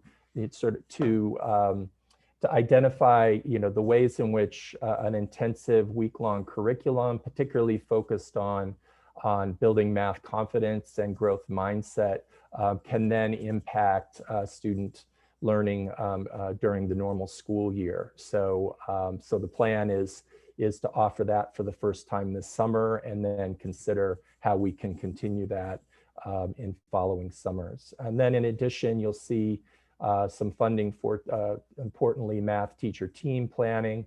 And then also we've shared with you in the program monitoring we did this year around distance learning and hybrid learning that our math, we've decided to stop doing the Galileo math assessment and to implement more curriculum embedded assessments. So we have some final decisions to make about what's the best benchmark math assessment system that we would like in our district. And there's consideration of assessments that are rooted, for example, in Mars tasks, which are very powerful and important ways of understanding what students know and are able to do, but they are time intensive. They require a considerable amount of teacher grading and planning and things like that. So we wanted to make sure we had a sufficient investment in that. And then jumping down to, we got a lot of feedback about the importance of strengthening cultural responsive teaching strategies in our core first instruction. We have some places in our district where this work has been going on that are quite promising. And so we're looking at ways that we can expand and extend that professional learning. And it's an important next step to particularly to address some of the performance gaps that we know we have in our district. So that encompasses the strategies around strengthening instruction. And then the set of strategies around supporting health and well-being. First and foremost, we received considerable feedback about the importance of class size reduction. Certainly in supporting, mitigating, we may need to still practice some mitigations in the fall, and smaller class sizes will enable that. But probably more importantly is that smaller class size creates greater opportunities for community and connection. And so we are proposing as part of this AB 86 plan that we do reduce class size. Now, it's important to acknowledge that that is a negotiated decision that occurs between the district and our SMETA labor partners.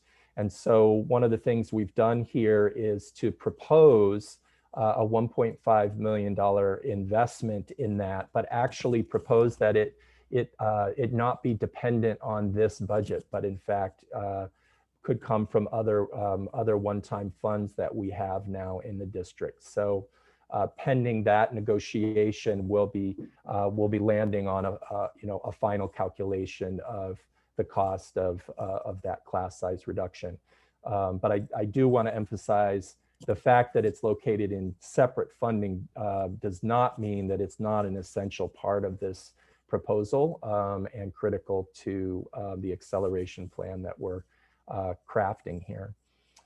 We got a lot of feedback about the importance of continuing and also extending the professional learning we've been doing over the last few years, captured in many ways as trauma-informed instruction or restorative practices, et cetera. So there's an allocation for that. And then we also want to acknowledge that when we come back to school next year, there still will be students, coming back to school in some cases for the first time on campus. We may have some health mitigations that we need to manage, and we really want to build the idea of our schools being caring, collaborative, safe places, and in important ways, additional staffing makes that possible. So we're proposing here to hire paraeducators for each school that could assist with students both navigating campuses and also assist even in the extended learning strategies we mentioned above.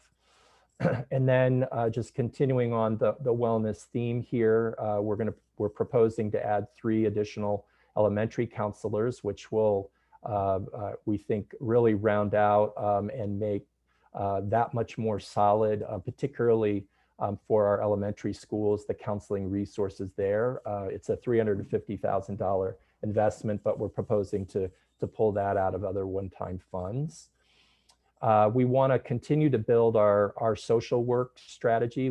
Lauren Abrams has been a great addition to our district in this last year. And we think with the addition of another licensed clinical social worker and the ability to then bring in social work interns, that we can really deepen the supports that we provide on campuses for our homeless foster and newcomer youth.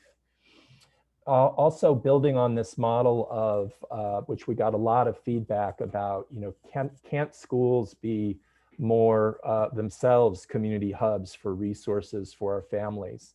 So this idea of a full service community school model. Well, another step toward that, we think, particularly in our schools where we have a higher percentage of English learners and students from struggling families, is this role of a community service specialist. Again, we have a couple of schools where these individuals have been instrumental in building supports on sites. And so we would actually be proposing a $600,000 total investment, 175 of which would come out of this set of funding, but then an additional $325,000 that would come out of other one-time funds. And then in a nod that, our staff, want to and are always eager to work more on behalf of our families. There's a small allocation there to compensate those staff for extra time. And then just because of the volume of what we're adding and thinking through this, how do we build out this full services community school model, we would like to add a program specialist in the student services department who could help schools in the development of their strategies, and particularly hold this now, what would be a much larger cadre of community services specialists, so that we, they're not, you know, they're not having to figure it all out by themselves, but actually that we have a coordinated district strategy, and that we're coordinating information, resources, and of course, building capacity for them at the sites. And then factoring in some indirect costs, we arrive at the total proposal. Thank you, David, for walking us through that. Yeah. There is a plan that's attached that has the written pieces of this, but the plan is very, very general. It's in a just a very general template. So we actually thought that going through the budget was probably the way to really see the pieces.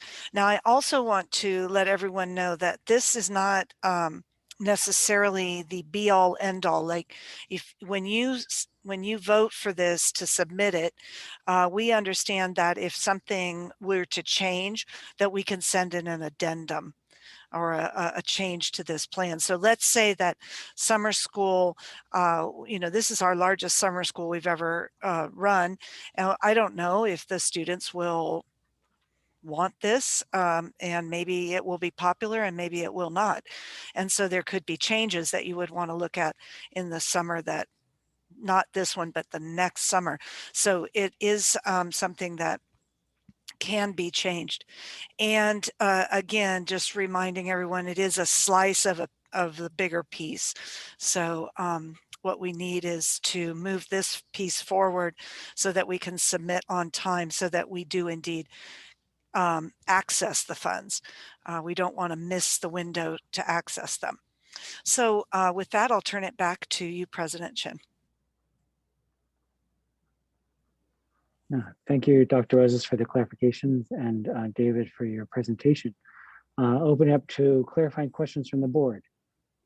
Anybody have a question that they would like to be clarified? Yeah, I have a couple. I'm just wondering, you know, I think it's great that we're talking about summer math and having students do this accelerated boost. Mr. Chambliss, you mentioned that you'd be selecting 80 kids or 80 students to be a part of that program. I was just wondering what the selection process would be for those 80 kids. Oh, I'm sorry, I thought I was muted. Yeah, so we're, and just to say how we landed on the 80 is, you know, like summer school is often driven by the availability of staffing. So, so yes, we're beginning with that group, that size based on the staffing available. And actually, we'll be using the same approach for this that we're using for the general ed program, which is we have students identified on an urgent needs list. This is the same sort of list we've been curating all year long as we were thinking about the hubs.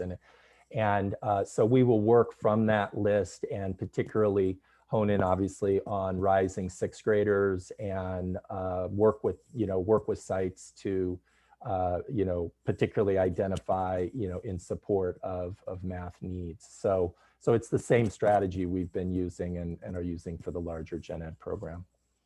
Okay, so this would be similar to the summer school, but just specifically on rising sixth graders that demonstrate a need to basically beef up their math skills prior to entering sixth grade. Am I understanding that correctly? That's correct. Okay, great. And then also when you were talking about the funding formulas for the elementary level and then also the middle school level, we do have several K through 8s. And I was just wondering how those fit into the funding formulas. It's based on the size. So they're grouped in with the elementary schools and based on size. Wonderful. And then my last question has to do with the 3 elementary school counselors. I think that's great that we're finding space to increase that number, because I feel like they are very, very instrumental, especially with our elementary students in their return to campus. And also just having another adult to talk to, I think is incredible. I was just wondering, do we already have at least one FTE counselor at each site, or will this bring us to one FTE counselor at each site? Or like how will we be utilizing these 3 counselors? Yes, it brings us to 1 per site. Great, wonderful, thank you.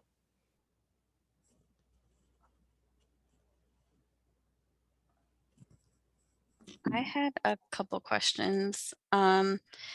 So just in looking at the overall amount, I was curious about, because it's just like kind of an odd number. It's not like a solid number, right? It's not 7 million exactly. It's not 8. Like, how is that number determined? Sure, that's an allocation that's based on our unduplicated count. And coming from and then they factored in also sort of unduplicated count and the number of homeless students in the district. So it was a state calculation. Okay. And by unduplicated, of course, I'm referring to foster youth, students from economically struggling families, and English learners, those sort of key groups that drive our local control funding formula. Okay. And so I was wondering about our middle schools then in that case, because our middle schools are each getting essentially like the same amount, but I think that when you think about like unduplicated count, our middle schools, some of them have very different needs. So I was curious about that. And you're referring to the extended learning programs. Mm-hmm. Yeah.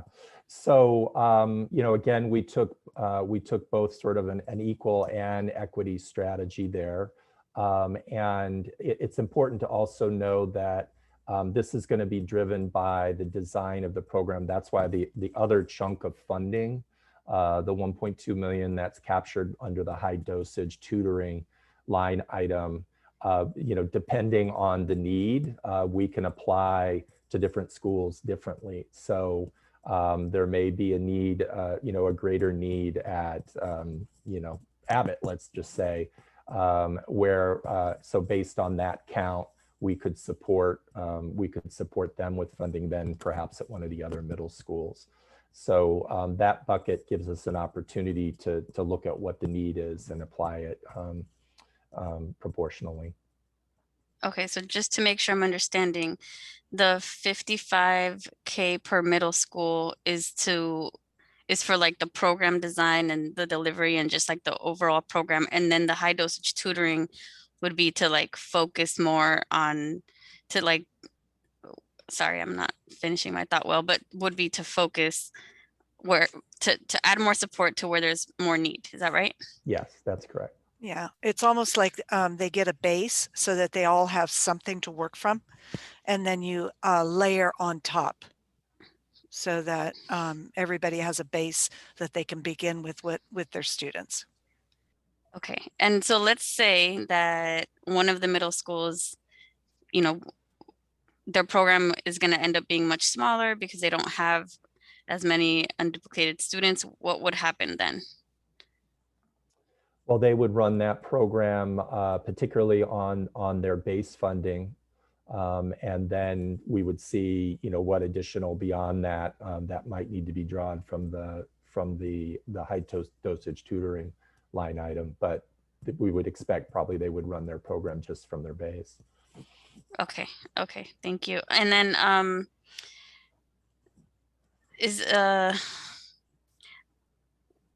because this is just a plan, right? There will be opportunity to make adjustments, and how do those need to be reported? Yeah, what I'm seeing in the legislation doesn't necessarily spell it out in detail as far as they're concerned. It just declares that, of course, we can come back and we can amend the budget as we would need to. I think more importantly, it would be the updating we would do with you and the community around the changes that we're making as we go along. You know, I'll follow the superintendent's lead, but we could imagine a series of updates where we could report on adjustments and progress. Okay, and then I just had a question about the plan on page 4. It was just interesting to me that equity was in quotation marks, and that it wasn't kind of like more explicit. I mean, it says like a description, right? And I'm talking about like the line that starts on kind of like 2-4. I think it's a 6th line to that of their students and build. Wait. To that end, each school will be allocated AB 86 funding based on their enrollment and equity percentage of English learners and students from economically struggling families. I just wanted to highlight that. And I guess it's not a question. Actually, it is a question. I'm just wondering like why it's in quotation marks. I think you know, the definition for unduplicated students is pretty clear, and that's what's you know, allowing us to receive this money, and I'm just wondering why it wasn't more explicit a little bit. Yeah, I mean, I think the language there is just meant to you know, that's not the notion of an equity percentage is not a typical term. And so I was just calling out there because frankly, most folks aren't familiar with what we mean by unduplicated. And so it was just a substitution of language to indicate this was a calculation that was rooted in paying attention to the higher percentage of English learners and students from economically struggling families. That was all it was doing, was just trying to call that out.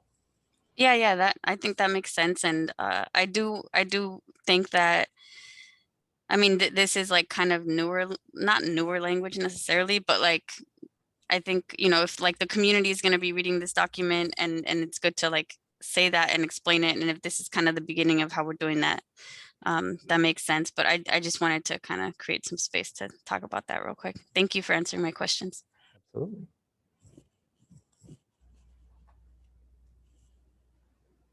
Thank you, Trustee Corzo and Trustee Warren. Any other clarifying questions?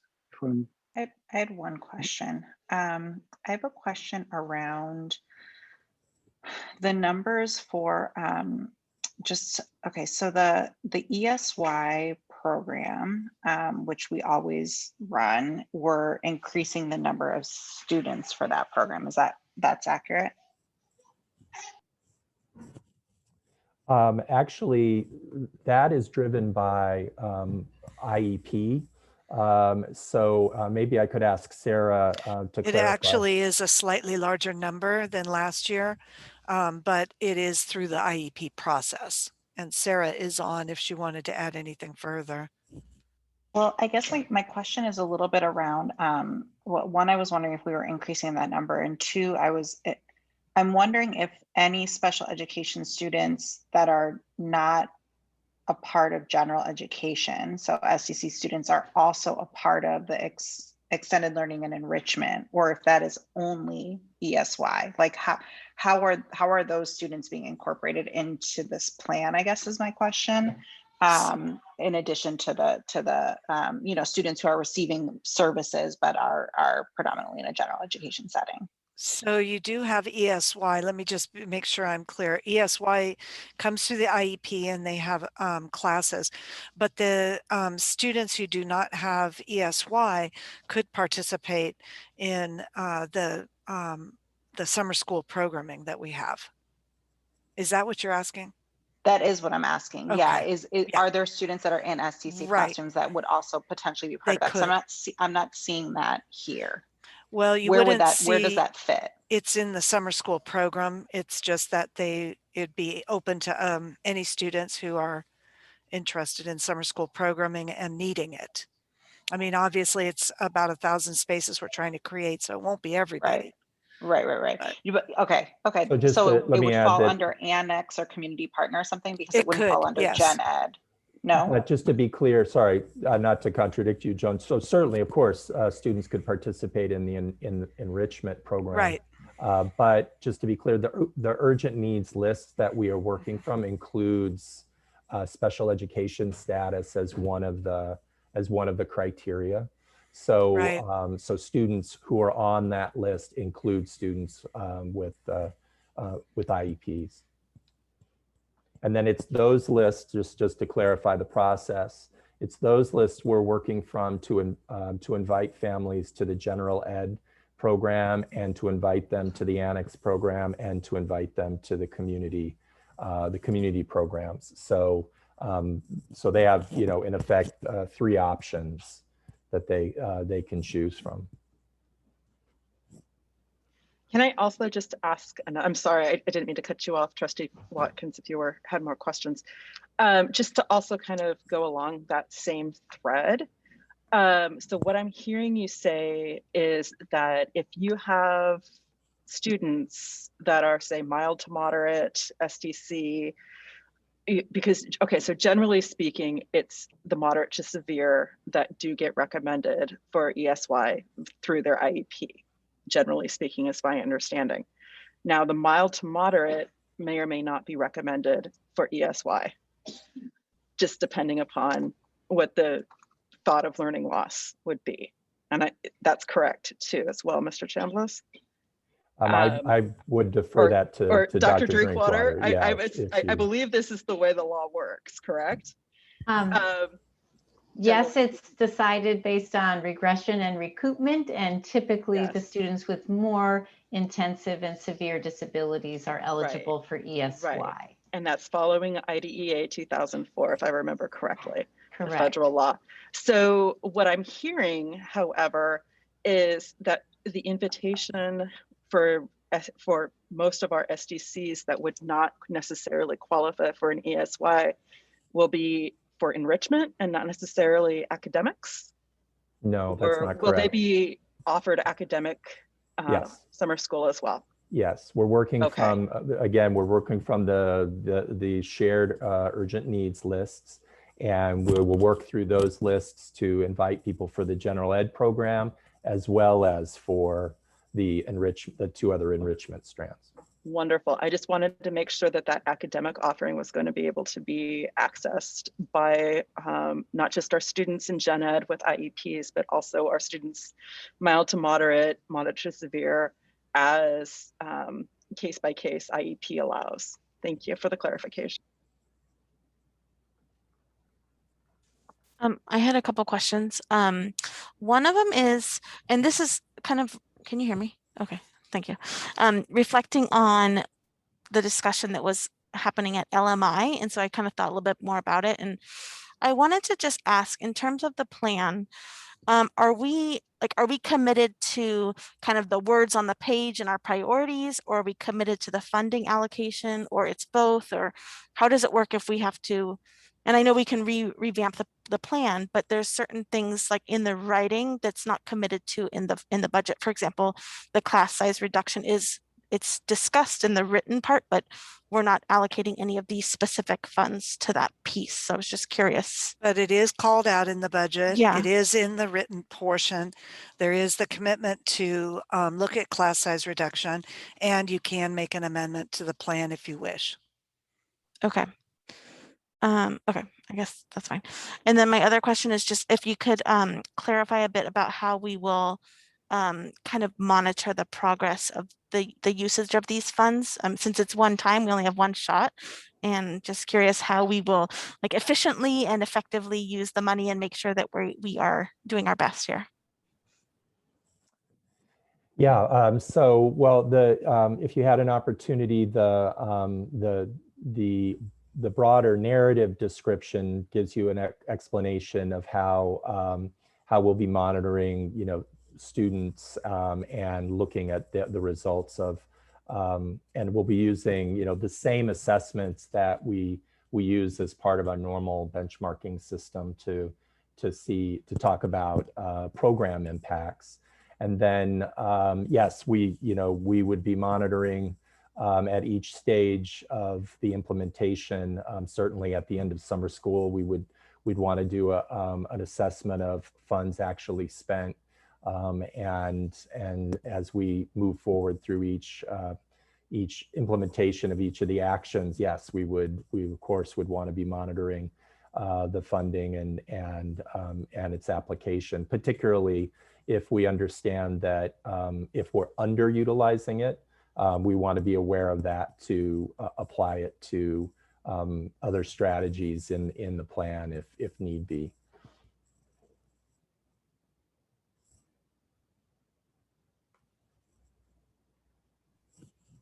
Great, thank you, everybody. Any last minute clarifying questions before we move to public comment? No? Okay. Peter, would you mind calling on public comment, please? Okay, to those attending in the audience, if you'd like to make public comment on this agenda item 8.1, the Accelerated Learning Plan for AB 86, please use the raise your hand functionality within Zoom now. Okay, President Chin, so far we have 3 hands. What time limit would you like? Would you like to stick with 3? Sorry, yes, thank you, Peter. Okay. So first we have Julie, then after Julie will be Melissa. Julie? Thank you. Good evening again. I want to first thank the district for the engagement around this at the stakeholder meetings, but I wanted to draw to the board's attention a question that has gone largely unanswered at every stakeholder engagement, and we see that there is $1.5 million set aside for class size reduction, but we have never been able to have any sort of a ballpark estimate as to what kind of a class reduction that actually would bring. And we know that it's a negotiated item. However, we're going to negotiate that on Monday. We have it set, and it begs the question, like, I would find it hard to believe that the negotiating team isn't going to go in with some idea about what kind of a reduction that buys.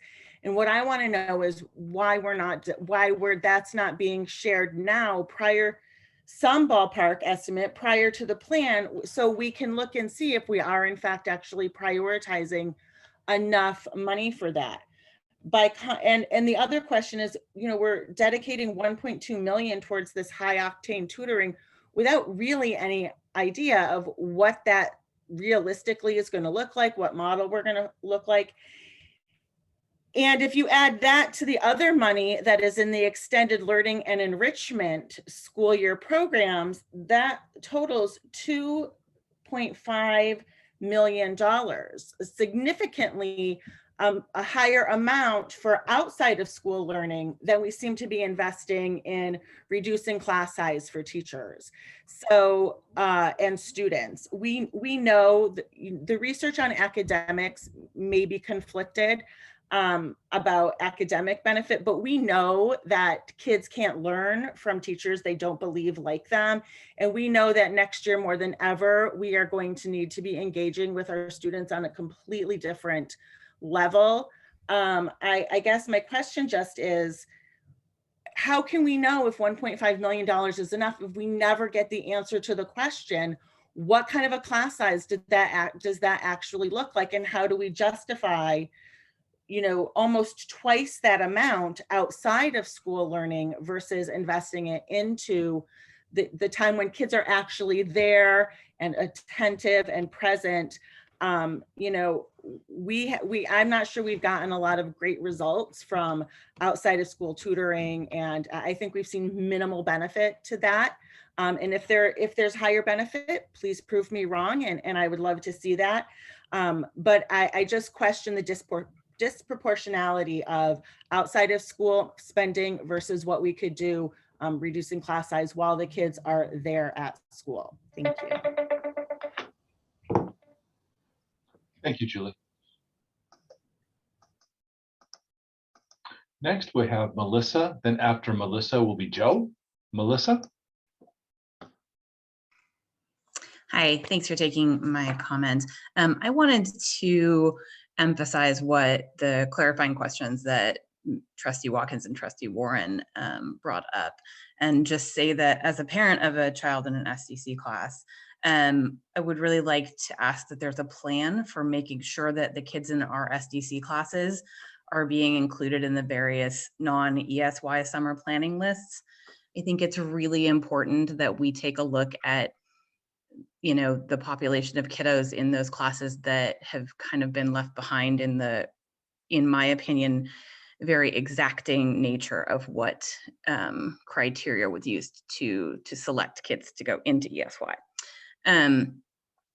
With a special emphasis this year and maybe next year as well, is really focusing on some of our kiddos who can and could be transitioning out of SDC classes, especially if we, and I hope seeing a lot of the word inclusion in the plan means that we're really like moving towards that as our goal ultimately for all of our kids, because I think it is the most efficient and effective path forward for all of our students to be able to achieve at higher levels.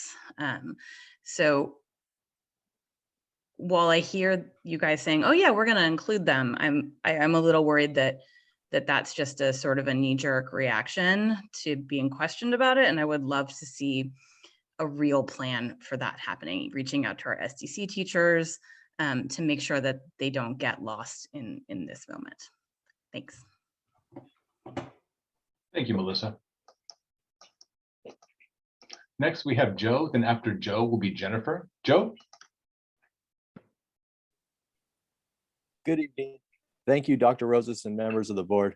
My name is Joe Spina, Bayside Academy teacher. As a member of the stakeholder advisory team, I would like to say that there is meaningful collaboration ongoing, and some exciting pieces are happening in regard to the AB 86 plan that we heard a moment ago from Mr. Chambliss. I really like the idea of the high dosage tutoring to support many students. And as a tutor for many years outside of the district, I find that high dosage style tutoring really is effective for students. Adding community services specialists, very important. This will create many opportunities to allow for community organizations to connect with the district schools and programs. And this builds relationships and community between community organizations in our district schools. And lastly, adding a social worker and interns. This will give our campuses a lot of support. And these pieces are exciting as they bring great added elements to our schools and students. So thank you, fellow stakeholder advisory team members and district leaders, Dr. Rosas and Mr. Chambliss.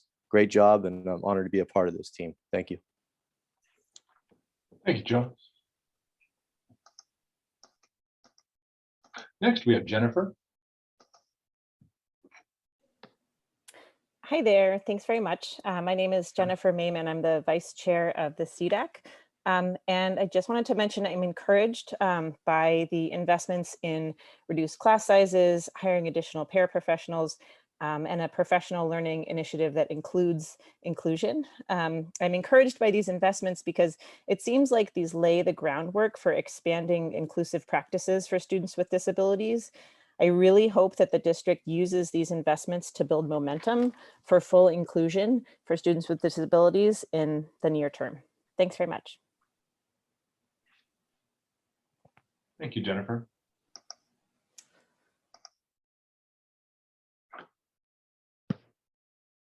Okay, President Chen, we have no other hands for public comment at this time.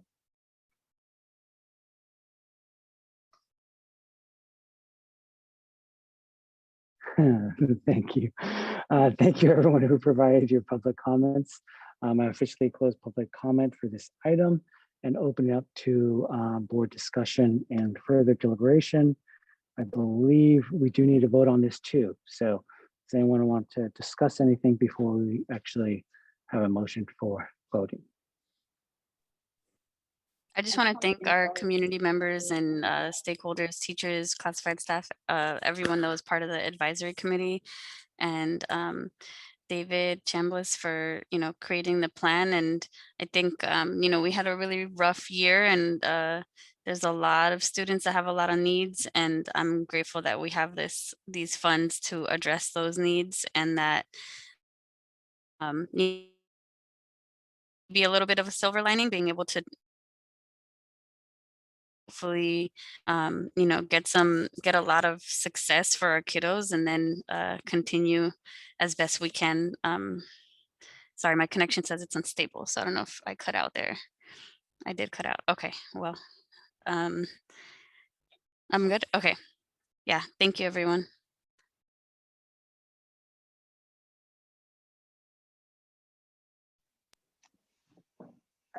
Yes, thank you to everyone for being involved in putting this together and for the ideas. I definitely am,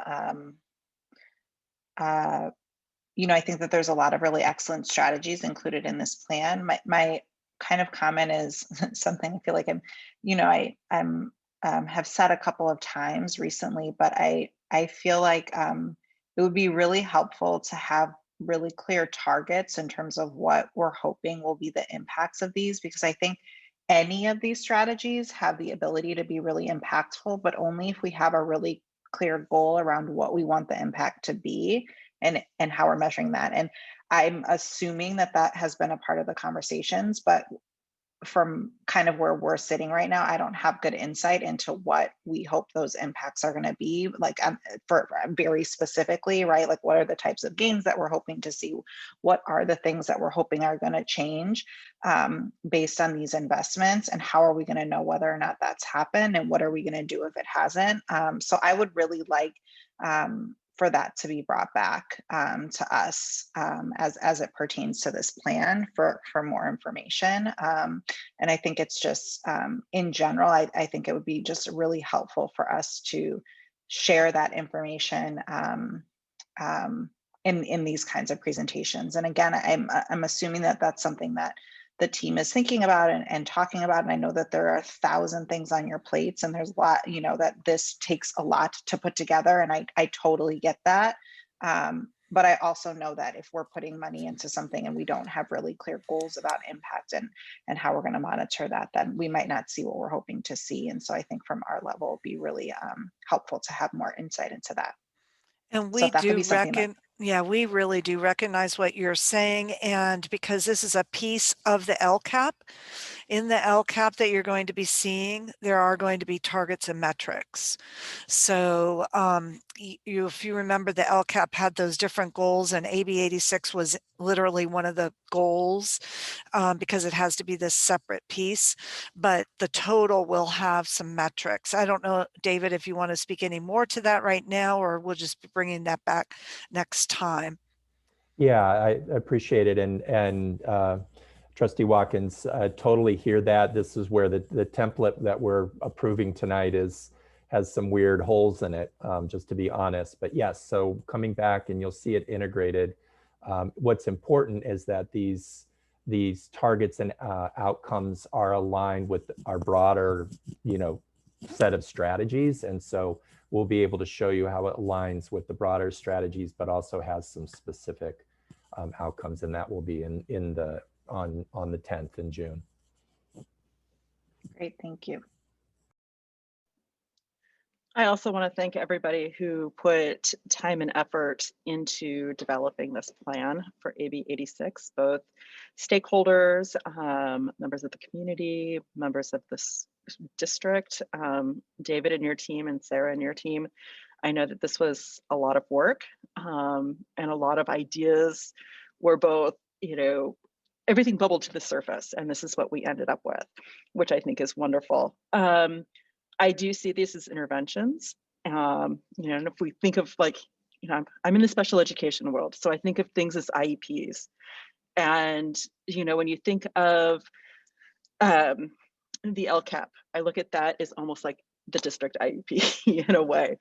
And we have our goals. We know this is one of our goals, and this is one of the tools we are going to use to get those goals that we have for our students within the district. And as Trustee Watkins says, we do need to measure those goals, and we do need to have those metrics in place. So I do look forward to seeing what kind of metrics are we going to be using to measure how effective adding additional slots for summer school are. How effective is the intervention of high dosage tutoring? How effective is summer math boost for incoming 6th graders? So I do look forward to seeing that data as well. as we look at increasing the levels that our students will be having, and students will be delivering and being seen. So thank you, and I look forward to hearing more. And what you're bringing up is incredibly important, because you're going to be getting this one-time money. It's a lot of one-time money. You're going to try some things, and you need to decide what things need to be continued. So, because not everything will be able to be continued, because this money will not go on forever. And so what are the things that make the biggest impact? So this is a very important piece of the LCAP. The LCAP is a 3-year plan. So we are trying to find ways to use the funding over 3 years, so you don't have just a one and done. But over that period of time, you want to look at what has the biggest impacts that you would keep moving forward. So it's just a very important conversation, and something we'll have to dig into next. I will just say thank you, by the way, thank you for all of the work on this with the engagement, the stakeholder committee, and David and everybody that worked on this. You know, Joan, when you mentioned that you want like a big impact with this, I think that you know, it's kind of hard to picture what's going to make the biggest impact, at least from where I'm sitting and what I'm looking at. And so I don't know that this was shared with the board, but it was shared at LMI. And I just want to make sure that we're all aware that, and I don't know the exact percentage, but maybe Julie can correct me, that over 80% of the teachers that were surveyed think reducing class sizes is going to make a big impact. And so I know that's, and they know that it's just a one-time, this is a one-time thing. And so I would be curious just to know, you know, exactly what Julie said. What does $1.5 million get us? Is that enough? Is that enough to make a big impact? And so I know that it's a negotiated piece and it goes further than this meeting, but I'm just curious to know about that. And we are still working on staffing. And in fact, staffing meetings are still going on, because we have experienced declining enrollment, and yet we kept staffing levels at the previous year. So you have some reduction of class size naturally through that. And then we've added this piece so that together we can look at class size reduction. We don't have the final numbers for you right this minute. That's part of the problem. But I think that Monday they will be looking at it. And you're right. I think Julie said it was 88% 88, yeah, of staff would like to see class size reduction as a top priority. So we are definitely in that conversation. We just don't have all the pieces to put together yet. So it isn't, if you just plain divide it, you don't, it's a, well, there you are, 15 teachers. That isn't even one per school, but that's not the way that we actually need it right now. We may have some schools that already have reduced class size because of declining enrollment. So we're looking at this whole, and I know they're going to dig into it at negotiations. So we will continue to pull the best information together that we can, so that they can have that information too. Okay, thank you. Great, thank you, everyone. As we sort of wrap up this item, I'll just provide just some last minute, thank you comments before hopefully someone will make a motion. I just want to thank everybody who was on the stakeholder committee. I remember, was it maybe a couple months ago, Dr. Roses, when you were talking about forming this committee and thinking about how we're trying to collect representatives from every school, and it was sort of a tall task where it was a very immediate need to try and figure out what we're doing with this money. And I know you had to have very intensive conversations and frequent conversations. And so I wanted to thank the committee, Dr. Roses and David, and everyone who's helped out on these recommendations. I think it's definitely a step in the right direction. It is a one-time sort of, money falling from the sky, but I do think that a lot of the recommendations that are there are really helpful, and will definitely make a difference. So I really appreciate everyone, and I am delaying as sorry, as we're about to take a vote. but we need all our trustees here. So yes, would someone like to make a motion? And I'll make a motion to approve the accelerated learning plan under AB 86. I'll Thank you. second. Thank you, Trustee Proctor, for the motion. Trustee Warren for the second. We'll do a roll call vote. Trustee Corzo. Yes. Trustee Proctor. Yes. Trustee Warren. Yes. And Trustee Watkins. Yes. And I will vote yes as well. Thank you guys for everything that you have done on this. So moving on to 8.2, fall plans. Yes, we're still unclear about the measures that are going to be required for COVID mitigation in the fall. It's expected that we would have some kind of mask mandate, health screening, hand hygiene, COVID testing as needed, and maybe there'll be some quarantining.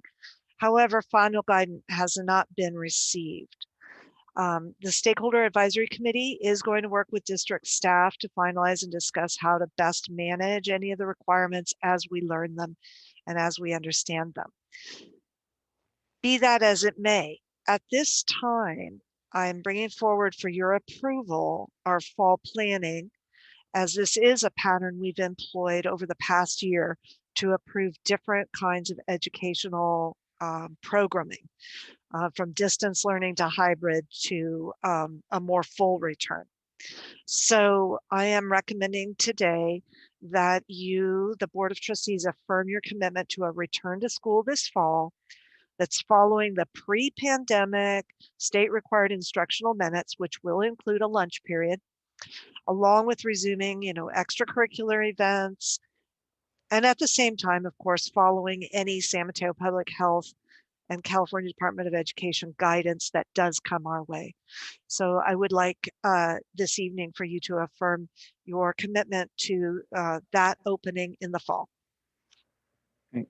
Fantastic. Thank you, Dr. Rosas. Any clarifying questions on this item?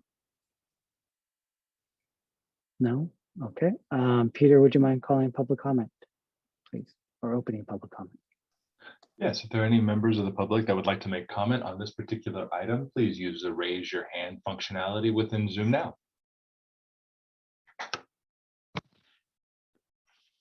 Okay. So far we have two. First will be Amy, then after Amy will be Marcella. Amy? Hi, this is Amy Fickenshire. I'm a parent to 2 children in the district and the chair of the CDAC. As you affirm your commitment tonight to this pre-pandemic fall return to school, I ask that you also commit to not returning to the status quo. As the district makes plans for the fall, I hope that students receiving special education services and the need for real and in-person inclusion opportunities are considered as a priority. As we await guidance regarding the ability for students to mix cohorts in the fall, it's important that the district proactively plan for how students with IEPs will be able to have in-person opportunities for inclusion and to be educated alongside their general education peers.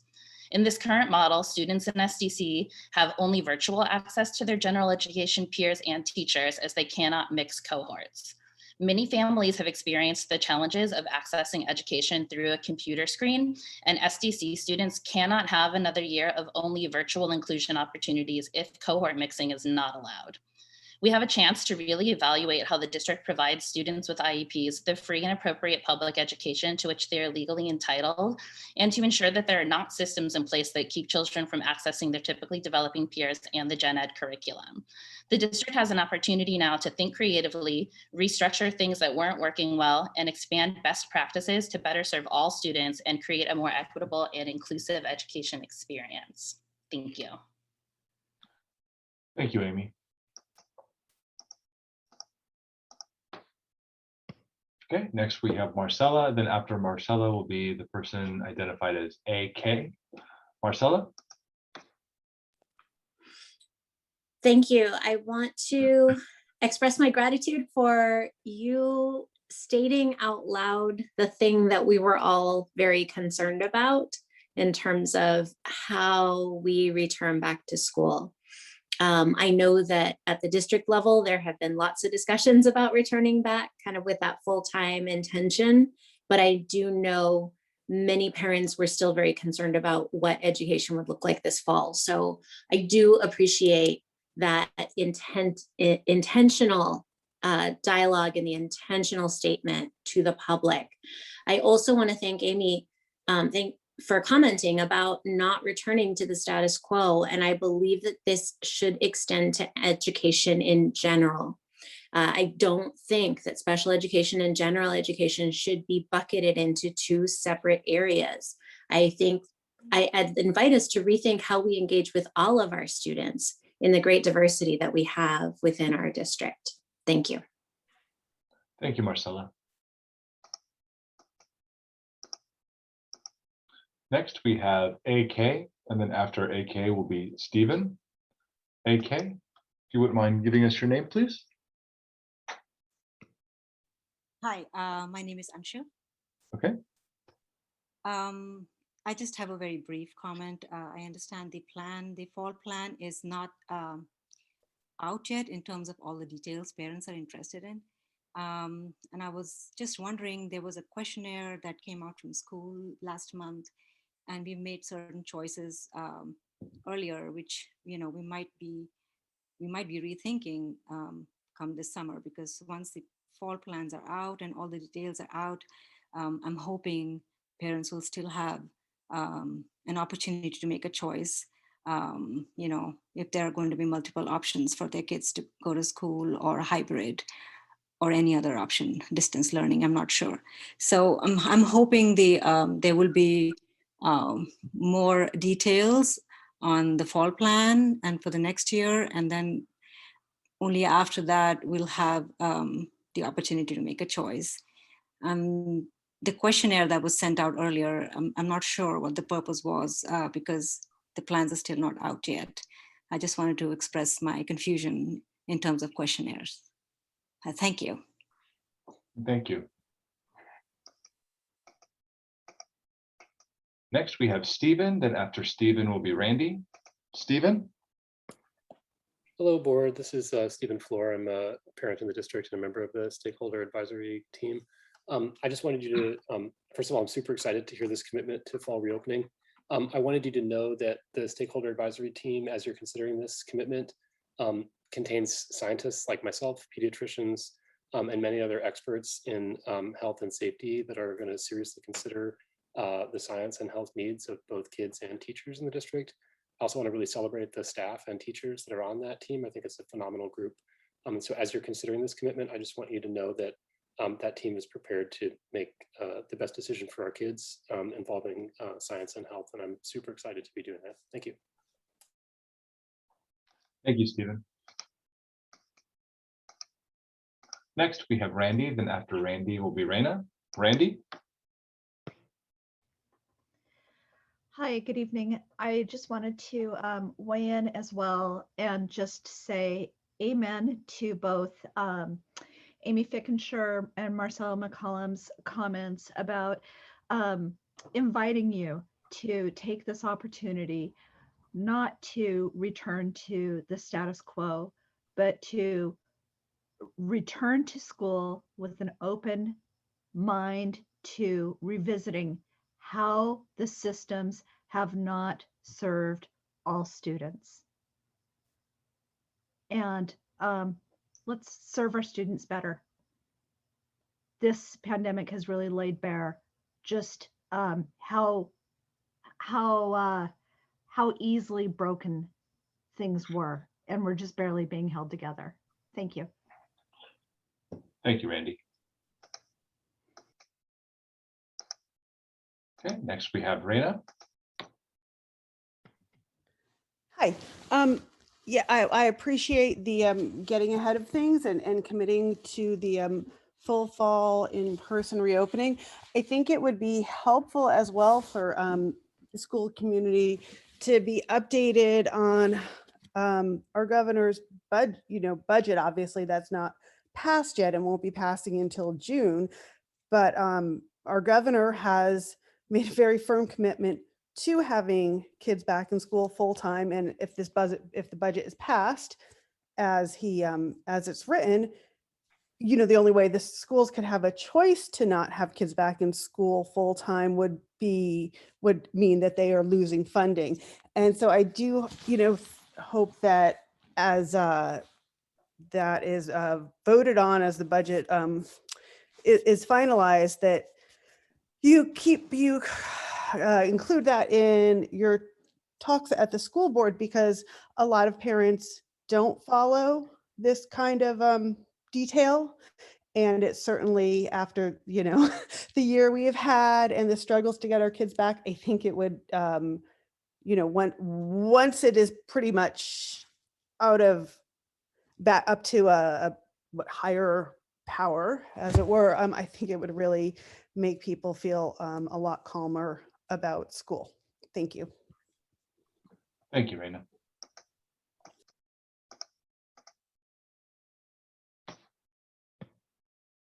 Okay, President Chin, we have no other hands for public comment at this time.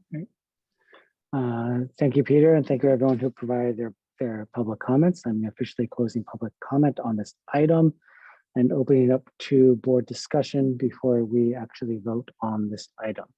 Would anyone like to start the discussion? I have a question, just a follow-up question that my understanding, Joan, from your what you shared and what I know about what's being suggested / what will be required, that the default will be in person for everyone. So people won't necessarily be surveyed again.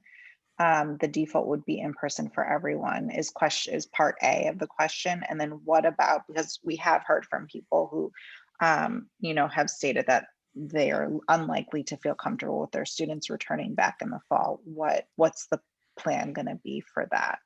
Okay. For those students and families. I can respond to that. So the legislature has become very clear on this item.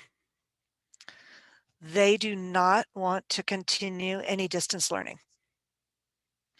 So when we sent our survey out asking families if they were going to need distance learning, because some families have, and you heard again tonight, that there are medically fragile students that until they can get vaccinations, they are concerned.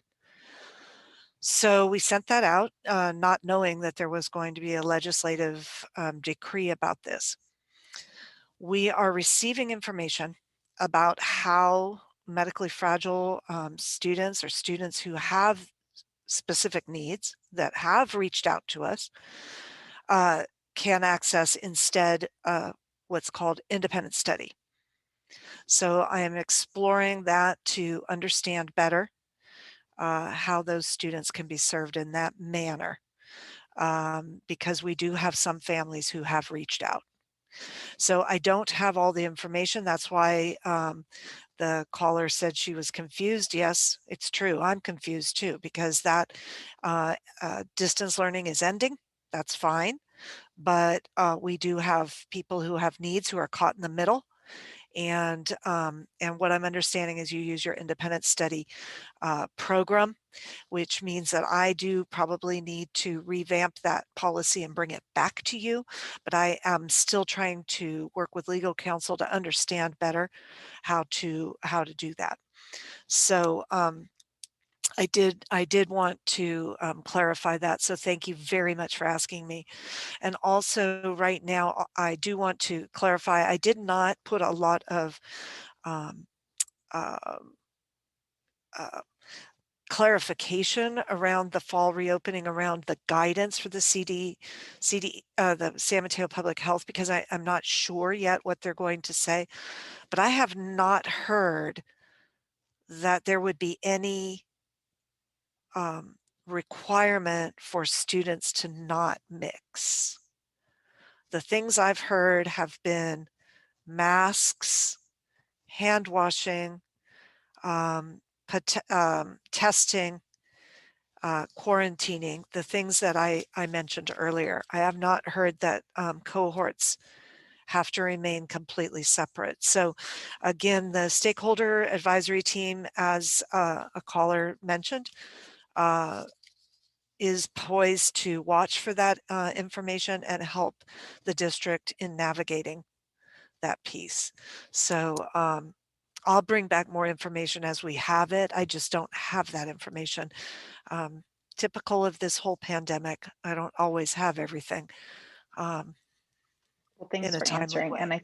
And I think it might be helpful just in your follow-up to include just a little bit about that piece, so that if other people have that question that they know, that we'll be getting back to them on that. That would be helpful. And then the only other thing I was going to say is, like, yes, you know, we're going back, and also to echo some many of the public comments, just and I know that we've talked about this and said this previously as well, and thinking about not going back to status quo, and how do we use this as an opportunity to think creatively about how we address these persistent and now exacerbated gaps in learning that extend far beyond what we can even begin to address over the summer, right? And so I know we'll hear some of that as we think about LCAP, but just wanting to make sure that we're just, I mean, I don't know, you know, where other districts in our area are in this process, and where we can leverage, you know, both best practice from within our district and what other districts are doing to kind of think through that, and just really thinking outside of the box. And so appreciate, you know, Stephen sharing a little bit about the Stakeholder Advisory Committee. And I know that there's a lot of great thinking that's happening in that space. And so I hope that that is a space where, you know, all the ideas are thrown out, and we can really think about which of those do we anticipate, or which of those might help us to make impacts and to switch things up in a way that are going to better support students that we know that we that need additional support, and that have always, right, and that need it now more than ever. So I'm hopeful that we can use this as an opportunity to do that, and look forward to hearing more about how we're thinking about doing that in future presentations about the fall reopening.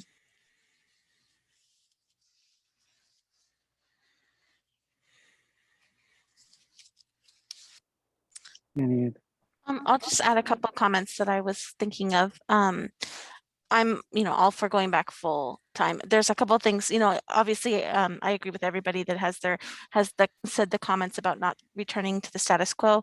And a couple of things, like, I think are a little minor, but some things that I think would be good is, I would like us to normalize mask wearing when we go to school and we're not, maybe we have a cough or sniffles or something like that. I think that I've really enjoyed that. My kids and I haven't been sick for over a year now. But also, in addition, I think, you know, I'm really grateful that we have the Measure T funds to continue to put money towards health and safety in our campuses. In addition, we have all of these Chromebooks now. So I hope that, although we're not going to be doing distance learning, there's some opportunities to continue with technology and providing Chromebooks and maybe hotspots for students that do need those. So I know the teachers have done a really great job of adding technology. They've had to, because everybody's virtual, but I hope that will continue, because I think I've just seen a lot of kids that just are really good at computers now, and they're excited to do that kind of thing. So on top of all these things that have been said, those are kind of my thoughts. Yeah, I'm gonna have to chime in there, because my kids can do a wicked Google slide presentation now. And we're talking a 7-year-old and a 9-year-old. And they even taught my 5-year-old how to do it. And they're all amazing presentations. So thank you to all the teachers at Park School, especially. There's my shout out to all of you who taught my kids how to make Google Slides. Same to other teachers in other schools as well. I'm going to just echo what Amy Fickenshire had said about not returning to the status quo, because she 100% has it correct. When we're talking about SDC and having inclusion as part of their IEP, and they're not able to get in-person inclusion, it defeats the purpose of having inclusion. Enough said, right there. You cannot pick up social skills over Zoom, and that's a good portion of what the inclusion is all about. So yes, inclusion needs to be 100% in person. Getting services is 100% needing to be in person. You cannot do OT over Zoom. I know I've shared that before, but I'm going to share it again. Speech, when you're trying to do pragmatics, you cannot do that effectively online over Zoom. So yes, I am very grateful for all sorts of reasons that we are predicting going back to school as normal. I don't even know if normal can be a word that's used with going back to school anymore. But going back to a full-time schedule, including having a lunch period and being there on a full day basis. So, you know, this is important. This is important from an equity standpoint for all of our equity groups. It's important for the standpoint for every single student in the district. So this has my full support.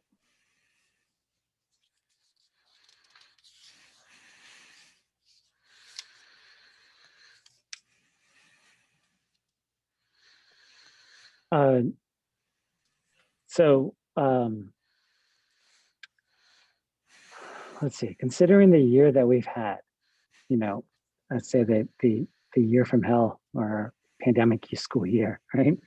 Having this item on our agenda and sort of reaffirming our position to kind of, even though we've talked about it in the past, to actually vote on essentially somewhat like a full return back to normal or the new normal in the fall, I think is amazing. Honestly, I mean, you think about the tunnel that we've been in and the light at the end of the tunnel and all those different sort of analogies. And you finally figure that, wow, we can actually have a vote tonight on sort of returning back to normal. I mean, it's just crazy. It's absolutely crazy to think about that. But I completely agree with everybody else. Trustee Proctor's comments, Trustee Warren, Trustee Watkins' comments, the comments from the public as well.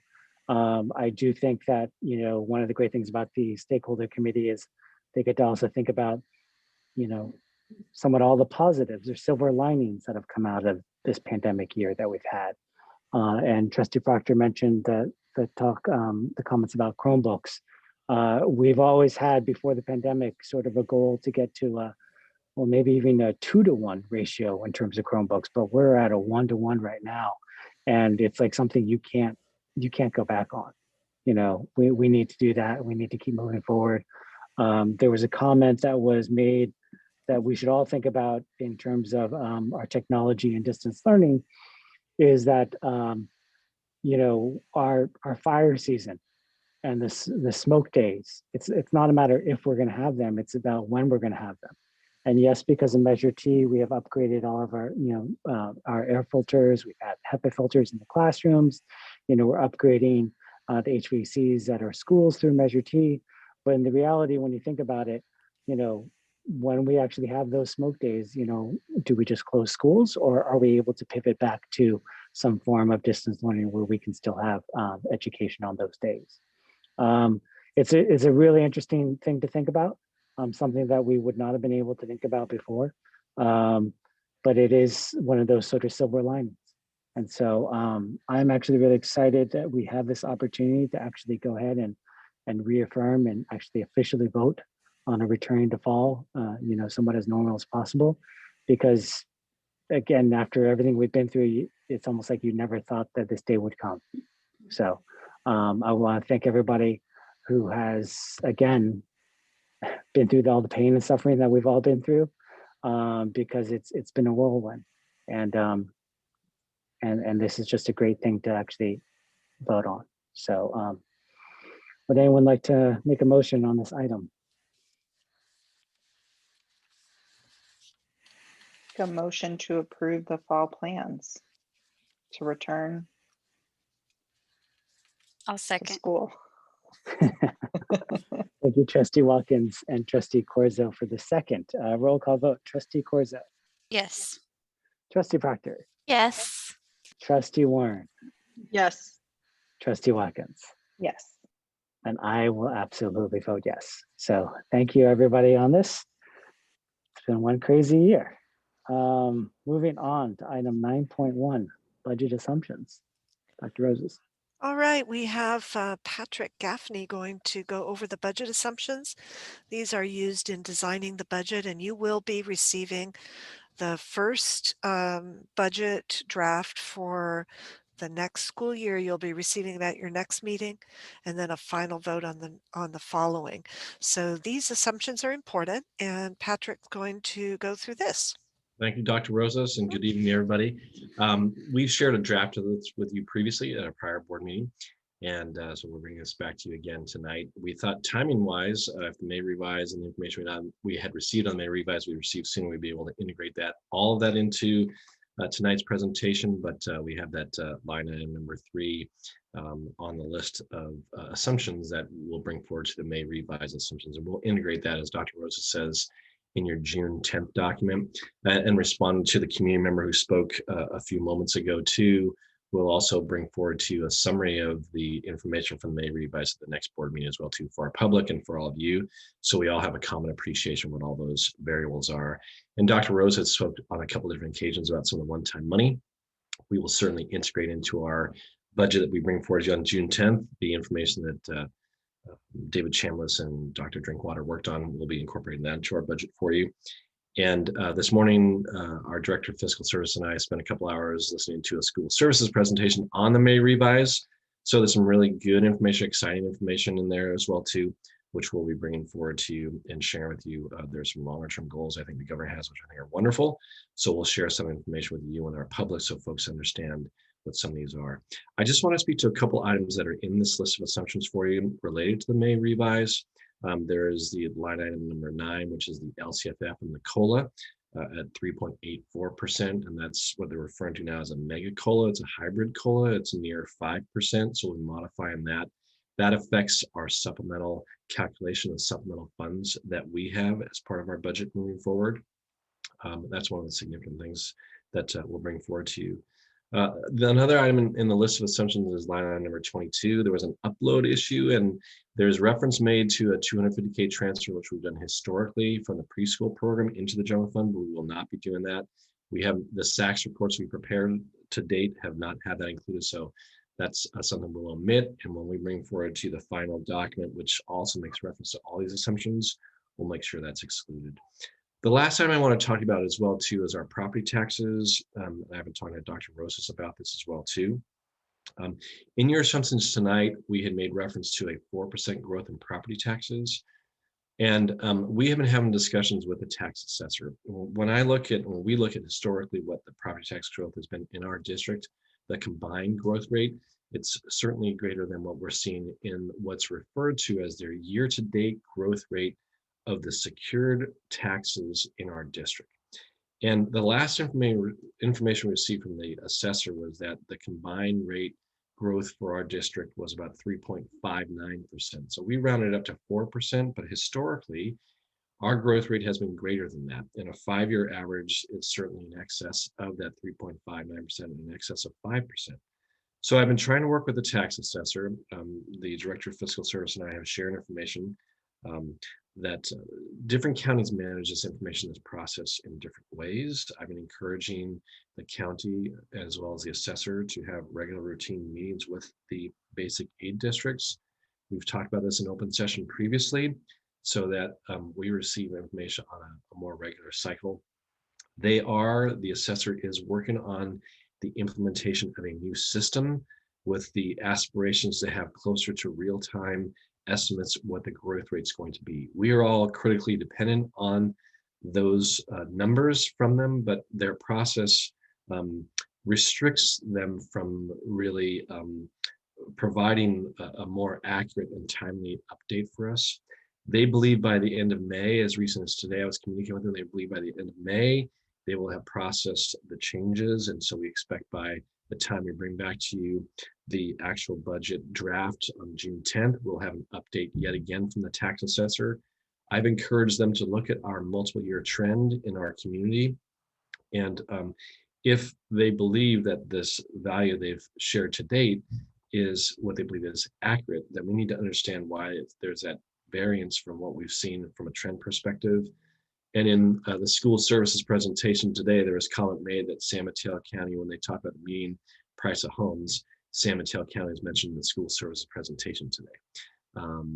Just shy of a pretty significant number. So with all that being said, what we're going to do in modeling for you is we're going to round this up to 5%. Although it's a little higher than the number that's been the year-to-date number, I certainly believe that that number is going to be closer to 5 than it is to 4. And the other thing I would just share with you too, which we've talked about and I pointed out to them, is that since I don't want to say the beginning of time, but I've been doing this for a while when I didn't have any gray hair and I got a lot of gray hair. But when we look at the COLAs that have been applied to formerly known as revenue limits, there's never been a time when property tax growth has been less than COLA.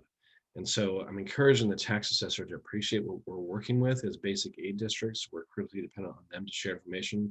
I understand the restrictions and their need to be conservative, but now that the COLA throughout the state is being referred to as this 5% range, we're south of that, and that is counterintuitive to me. And so I want to engage in an ongoing conversation about their process, their system, so that we have information that is as real time as possible, so we can breathe that into our budget assumptions and work with our communities to, work on student achievement. So that's a quick snapshot for you. Some things we've itemized. This is an information item for you tonight. Have you answer any questions you might have about it. And we'll include this in the packet of information we share with you and our public as the assumptions that were utilized. We'll make that one minor change and we'll integrate the AB 86 information to it, and we'll integrate the information from the May revise into the documentation we provide to you and to our public.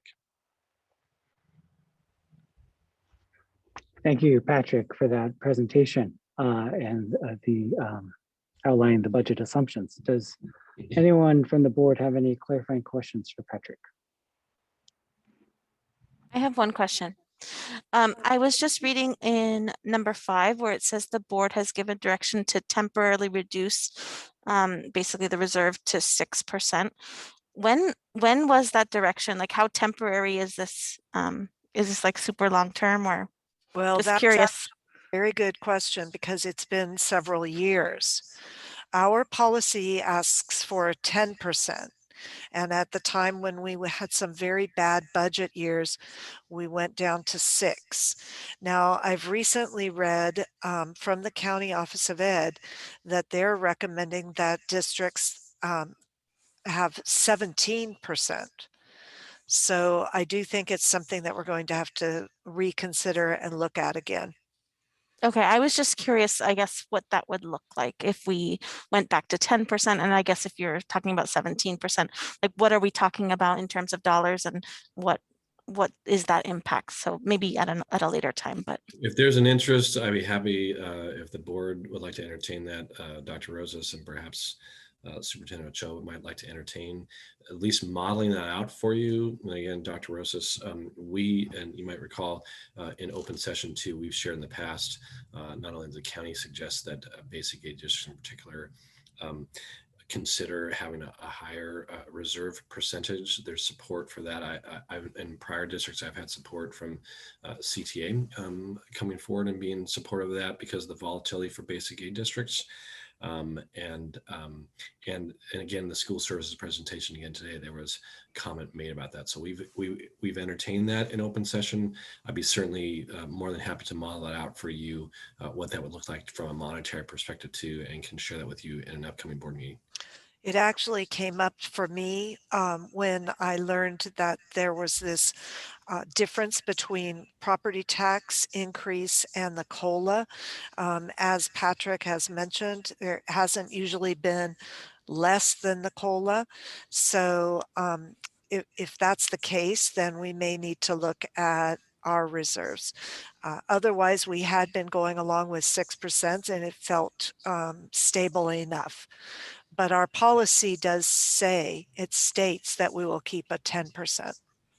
I think So it's, oh, go ahead. I was just going to say it is something to look at. Yeah, I think it's fine if we decide to continue with 6%. I just think that we should know like what we're talking about and what that difference might be. Absolutely. Thank you. Any other clarifying questions before we move to public comment? No? Okay. Peter, would you mind calling for public comment?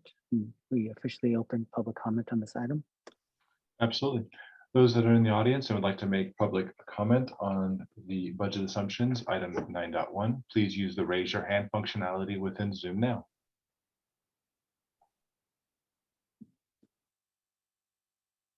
Okay. We have one. Marcella, go ahead. Hi, thanks. I just have one small question and then a request. There is an assumption made about outdoor ed and on number 28, and outdoor ed very clearly did not happen last year. And I'm just wondering if the assumption is including 6th grade and 7th grade or just 6th grade. And then I suppose from a process standpoint, when we receive this information, which is really helpful, is there a clear way that people that have questions or want to follow up can do so outside of speaking kind of just in this one space? Thank you. Thank you, Marcella.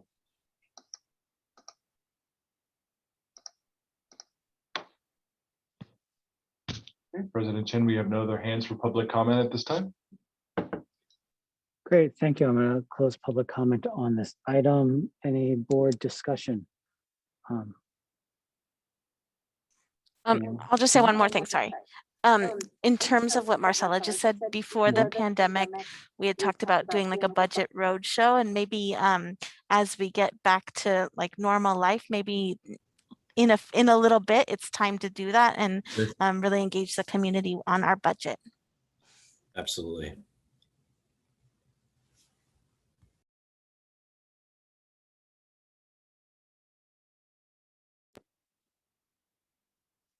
Any other board discussion, comments? Okay, I'm just going to follow up on what Trustee Proctor has brought up. Absolutely, we've talked about it before, the budget roadshow, I think would be helpful. Also, as we move forward, and I don't think we had made this in our announcements, but Trustee Proctor and I and Dr. Roses will be having a coffee chat next Wednesday where I believe there's a presentation or something, just an update, and then it's sort of an open forum. So we are looking at different sort of community engagements from the district level to engage our community. And I think there are a number of topics that have come up tonight that we might be able to actually talk about. The reserve, I absolutely agree. I know it was something that, we've talked about well before the pandemic, after Measure V was passed. But definitely, we may be, money may be falling from the sky right now because of the pandemic and the state and feds and everyone's throwing money at us, but that's not gonna continue. We all know how crazy our budget is. And for those of us who worked on the Measure V campaign, and how crazy our actual public financing and public how crazy public education is funded in the state. It's probably going to end up going back to that after all the money stops falling from the sky. So I think we do need to figure that out, and beefing up the reserves would actually be really good. I think that county letter stating that they're recommending 17% is like, wow. I don't know if we can actually get to that point, but the reality is that moving it up, whether it's incrementally, I would say over like 5 years or 10 years, or maybe not 10, but incrementally instead of just one big jump to 10% may be useful. But I'd love to see sort of how that looks out and what the pros and cons are of that, and sort of how we can get there. Because I know that we definitely went down to 6% because of our deficit spending before Measure V. And now that we've had, what, 2 or 3 years under us after Measure V, plus the state giving us all this money from the pandemic, I think it's an important thing for us to look at. So thank you, Trustee Proctor, for bringing that up. Thank you, Patrick. We look forward to the next update on our budget and hope that the money keeps rolling in. So, thanks, everybody. Thank you. Oh, I was about to mute myself instead of calling the next item. Moving on to item 10.1, declaration of need. Dr. Roses. Yes, we have 2 items coming up under our Assistant Sup of Human Resources, Sue Weiser. So I will let her go forward on the declaration of need. And then following that, there is a new job description. So. Good evening, members of the board. This is an annual request from the Human Resources Department. The Declaration of Need form is submitted to the State of California Commission on Teacher Credentialing to certify that the district may need to apply for waivers, emergency credentials, and authorizations if we're unable to recruit and hire teachers in hard to fill positions. For the past couple of years, we've been very fortunate to be able to fill vast majority of our hard to fill positions, but just in case we're unable to do that, then we would like to have this declaration of need form in place in the event that we need to hire somebody who's not fully credentialed. So I respectfully request that the Board of Trustees approve the declaration of need for fully qualified educators for the 21-22 school year. Thank you, Sue, for that presentation. Does anybody have any clarifying questions? No, I see none. We'll move to public comment. Peter, please. Okay, any members of the public that would wish to make public comment on the declaration of need, item 10.1, please use the raise your hand functionality within Zoom now. Okay. We have one. Amy, go ahead. Good evening, board and Sue and Dr. Rosas. I just wanted to ask a question. I know in the past, hiring Montessori teachers for our Montessori schools has always been a challenge, both to have the right training is like having an extra master's, similar to the programs with language immersion. And I didn't see it listed here. And I know we've had turnover and challenges in hiring those positions. And just wondered if that should be included here as if needed and as needed. Thank you for considering that question. Thank you, Amy.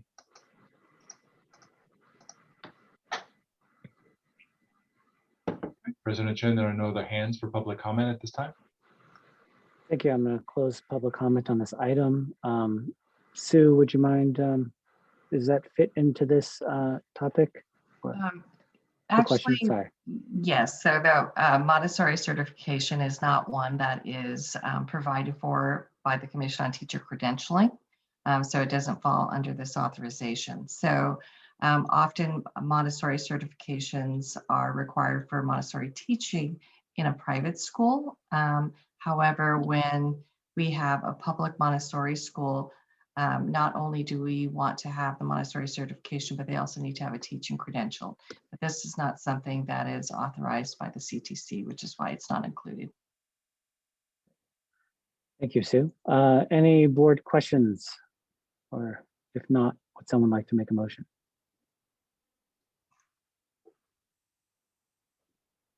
I'll make a motion to approve the declaration of need. A second. Thank you, Trustee Watkins for the motion and Trustee Corzo for the second. Roll call vote. Trustee Corzo. Yes.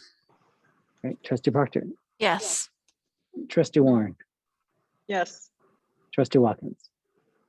Yes. And I will vote yes as well. Thank you. Moving on. 10.2. Sue. Thank you. So this is a request for approval of a new job description. It's a principal on special assignment for multi-tiered systems of support. We were at the Equity Task Force meeting, and that's been one of the goals of the Equity Task Force that's coming for next year. And this is a position that will help address the significant disproportionality of over-identified Hispanic students as learning disabled, as well as implementing a multi-tiered system of support as a district-wide initiative. It will really benefit supporting SST and special education referral processes in all schools when we are evaluating, whether students are eligible for special education. And just the framework will be implemented across all schools in the district, not just at the schools that were initially targeting this work for the CCEIS. So as we move forward in really supporting the needs of students that have difficulties with learning, and we are moving forward to implementing the MTSS initiative. This would be an important position in a leadership role. So I'm respectfully requesting that the board approve the job description for the principal and special assignment for the multi-tiered systems of support. Thank you, Sue. Any board member clarifying questions? I just had a follow-up, and I'm glad that you mentioned, Sue, around because I know that you attend a lot of the equity task force meetings, and I know that it is something that they're working on. So I was kind of just wondering about are they how much they've been like privy to this being a position? Is that a part of the recommendation? I'm just wondering about kind of timing with their recommendations and the position and all of that. And David leads that group. So David, did you want to talk about that? Sure. Yeah, it's been part of the discussion. We sort of embedded the CSACE planning around MTSS in our discussions. I mean, probably 3 or 4 meetings ago, and in the course of that, we talked about identifying the central position. So I can't recall precisely from the meeting the other night whether that rose to Aleda's report out into the notes, but I can make sure that it's clearly part of the overall recommendations. Yeah, no, that's great. I just wanted to make sure that there was, that there's alignment between what I know is coming from them and this position. So it's just helpful to have a little bit more context on that. Thank you.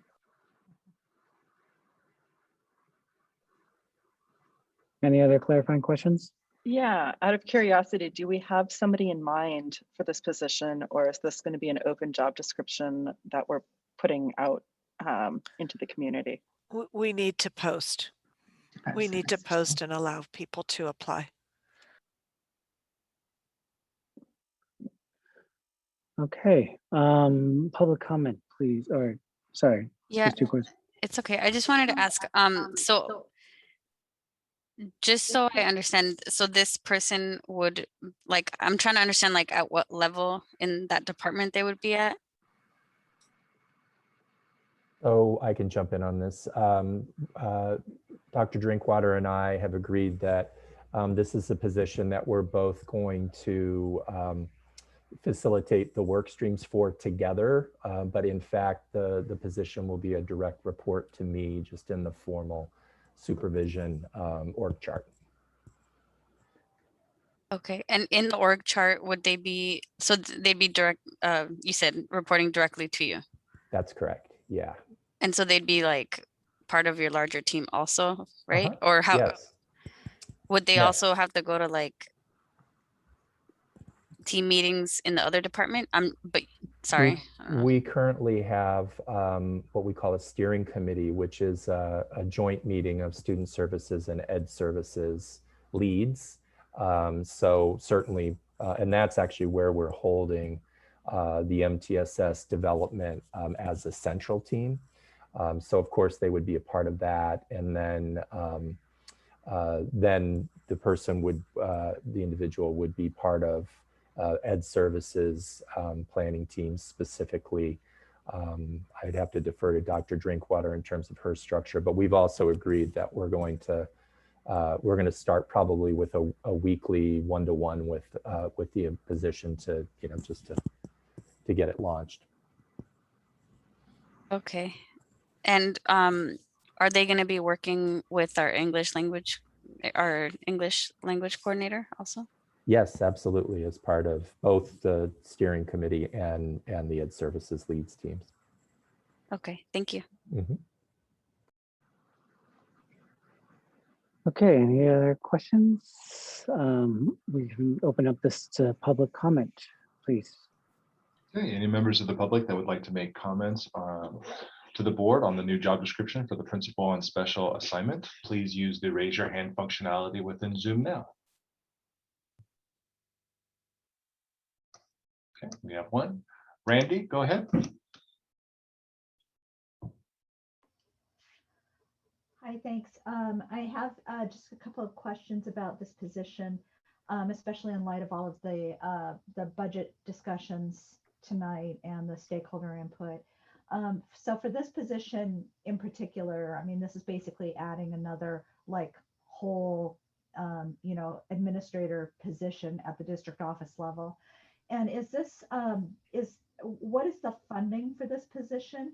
And is this a permanent position that is being proposed, or is this something that is kind of has temporary funding behind it? So if you don't mind asking that, that'd be great. Thank you. Thank you, Randy.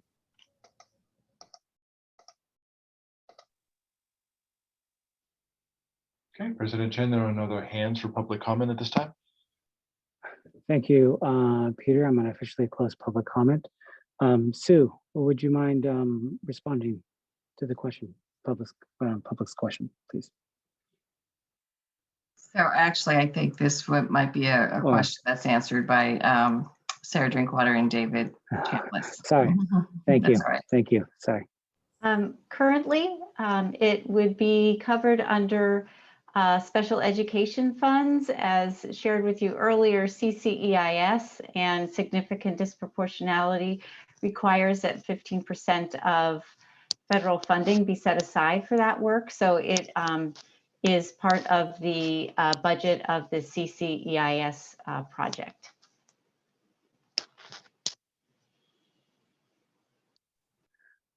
Great, thank you. Any board member comments or discussion before we need a motion for voting on this item?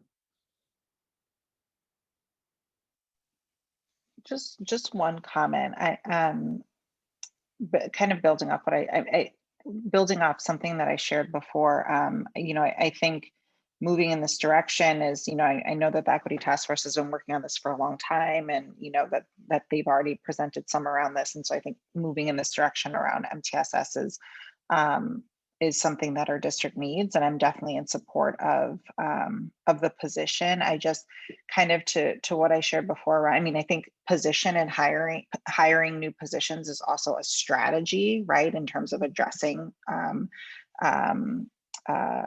gaps or something that we want to kind of see change. And so I just think a little bit about kind of the same the same comments that I made earlier around kind of impact. And I know it's a little bit different because it's it's personnel, and so we're not necessarily going to post all of the goals for this person, but I just as we're thinking about the position, I kind of just think about the same kind of way of thinking about that, right? Like, what is the impact that we want to see across the district over a year, over 3 years, over 5 years? Like, and how is this individual going to make that impact?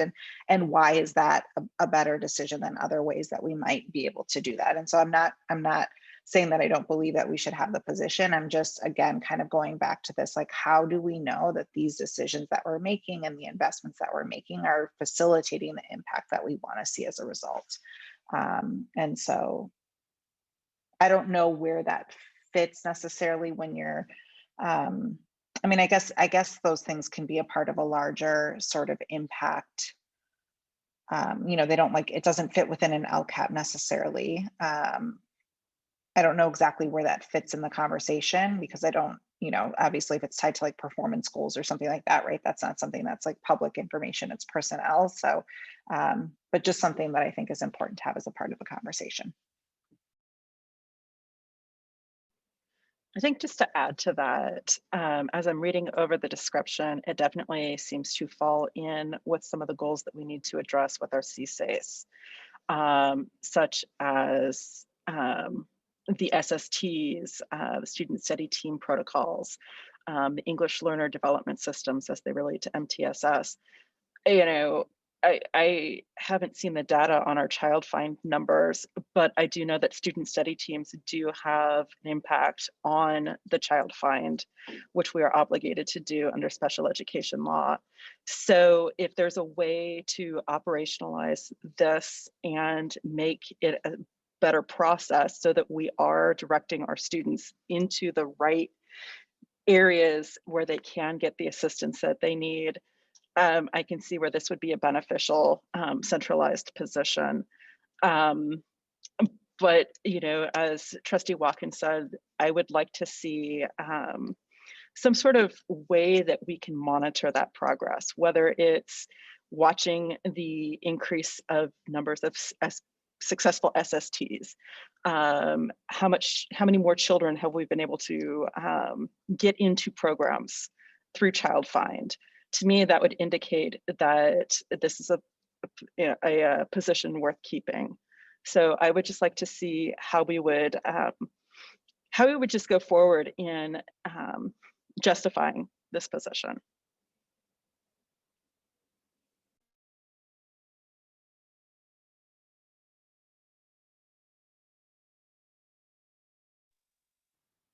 Anyone else, or would someone like to make a motion?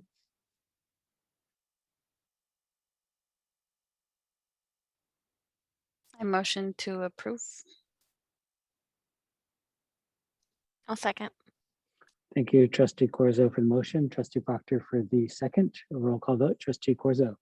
Yes. Trustee Proctor. Yes. Trustee Warren. Yes. Trustee Watkins. Yes. And I will vote yes as well. All right, we are rolling. Thank you. Thank you for the presentation and everything you guys are doing. Wow. Okay, 9:51. Board member statements and requests for future agenda items. Anyone? Yeah, I have a couple of requests for future items. I know we had some information on our special education program back in April. One thing that I felt was missing was actually the Child Find numbers, which we are obligated by law to show that we're doing that. And so I would like to have another special education update by June 24th that would include those numbers as well. And then also, I know that, math continues to be a discussion, and I'd like to have more information regarding where we are status-wise with the Math 6 implementation update, as well as what's going to be happening with evidently this GATE class over at Bayside, and just ensuring that we are having heterogeneous math and not heterogeneous math at all but one site.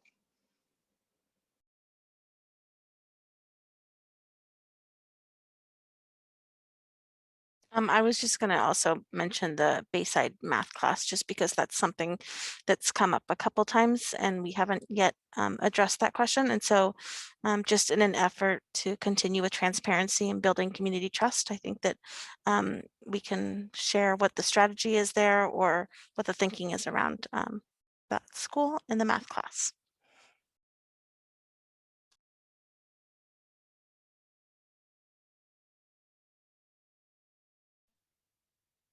Any other comments, board member statements?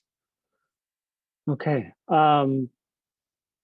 So I know we can't discuss this now, but when we think about building the agenda, I know we have 2 meetings in June 10th and June 24th. June 24th, to be honest, I'm trying to keep sort of light because it's just in some ways hopefully going to be more ceremonial, and hopefully we'll have people in the room so that we can celebrate Dr. Rosas. I'll just put it out there right now.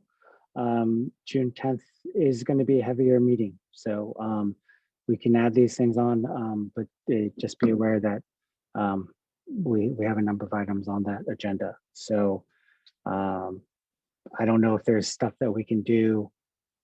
Maybe Dr. Rosas, we can look at the agenda and see whether or not some stuff can be sent or maybe not presented, but maybe move to another date. But with that being said, I'll just give my board member statement. As we sort of are returning to normal, this feels sort of like a very normal meeting. For us, it feels very exciting and feels very normal. For everyone else, it may feel kind of boring because there isn't a ton of controversial items on the agenda. And so, and we're going to end right around 10 o'clock or so. But as we sort of return back to normal, I just wanted to give a couple of statements. I did attend the Foster City Chamber of Commerce it was called their Community Impact Summit. And I thought that was very well run. And I feel like as we're sort of, again, getting back to normal and putting ourselves out there in terms of meeting with other organizations, I thought they did a really great job.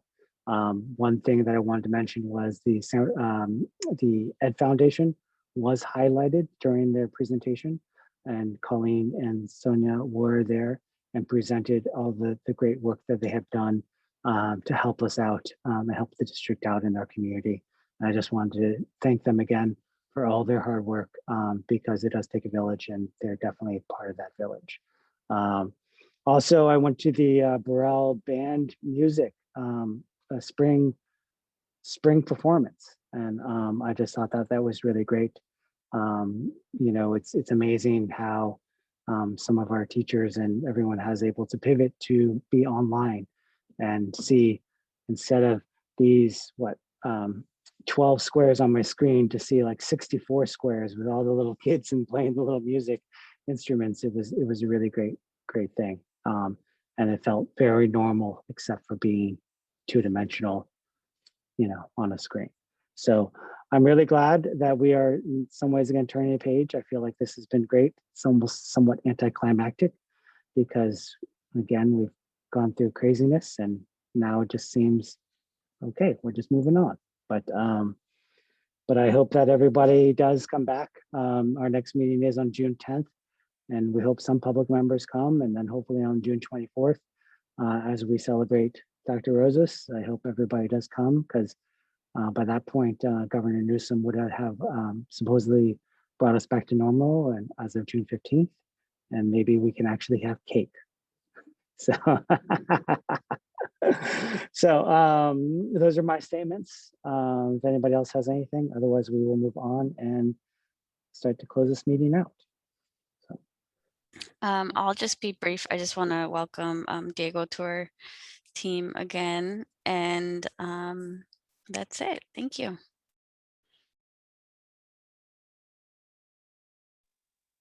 Okay, moving on to future meeting dates. Dr. Rosas. And nothing to add to the list that's there. Okay, that brings us to adjournment. Oh my goodness, before 10 o'clock, who wants to make the motion? Trustee Watkins, I know you want to do it. Motion to adjourn. Second. Thank you, Trustee Watkins, for the motion. Trustee Corzo for the second. Roll call vote. Trustee Corzo. Yes. Trustee Proctor. Yes. Trustee Warren. Yes. Trustee Watkins. Yes. And I vote yes. We are adjourned at 9:57. Thank you, everybody, for attending, and we'll see you next time. Bye.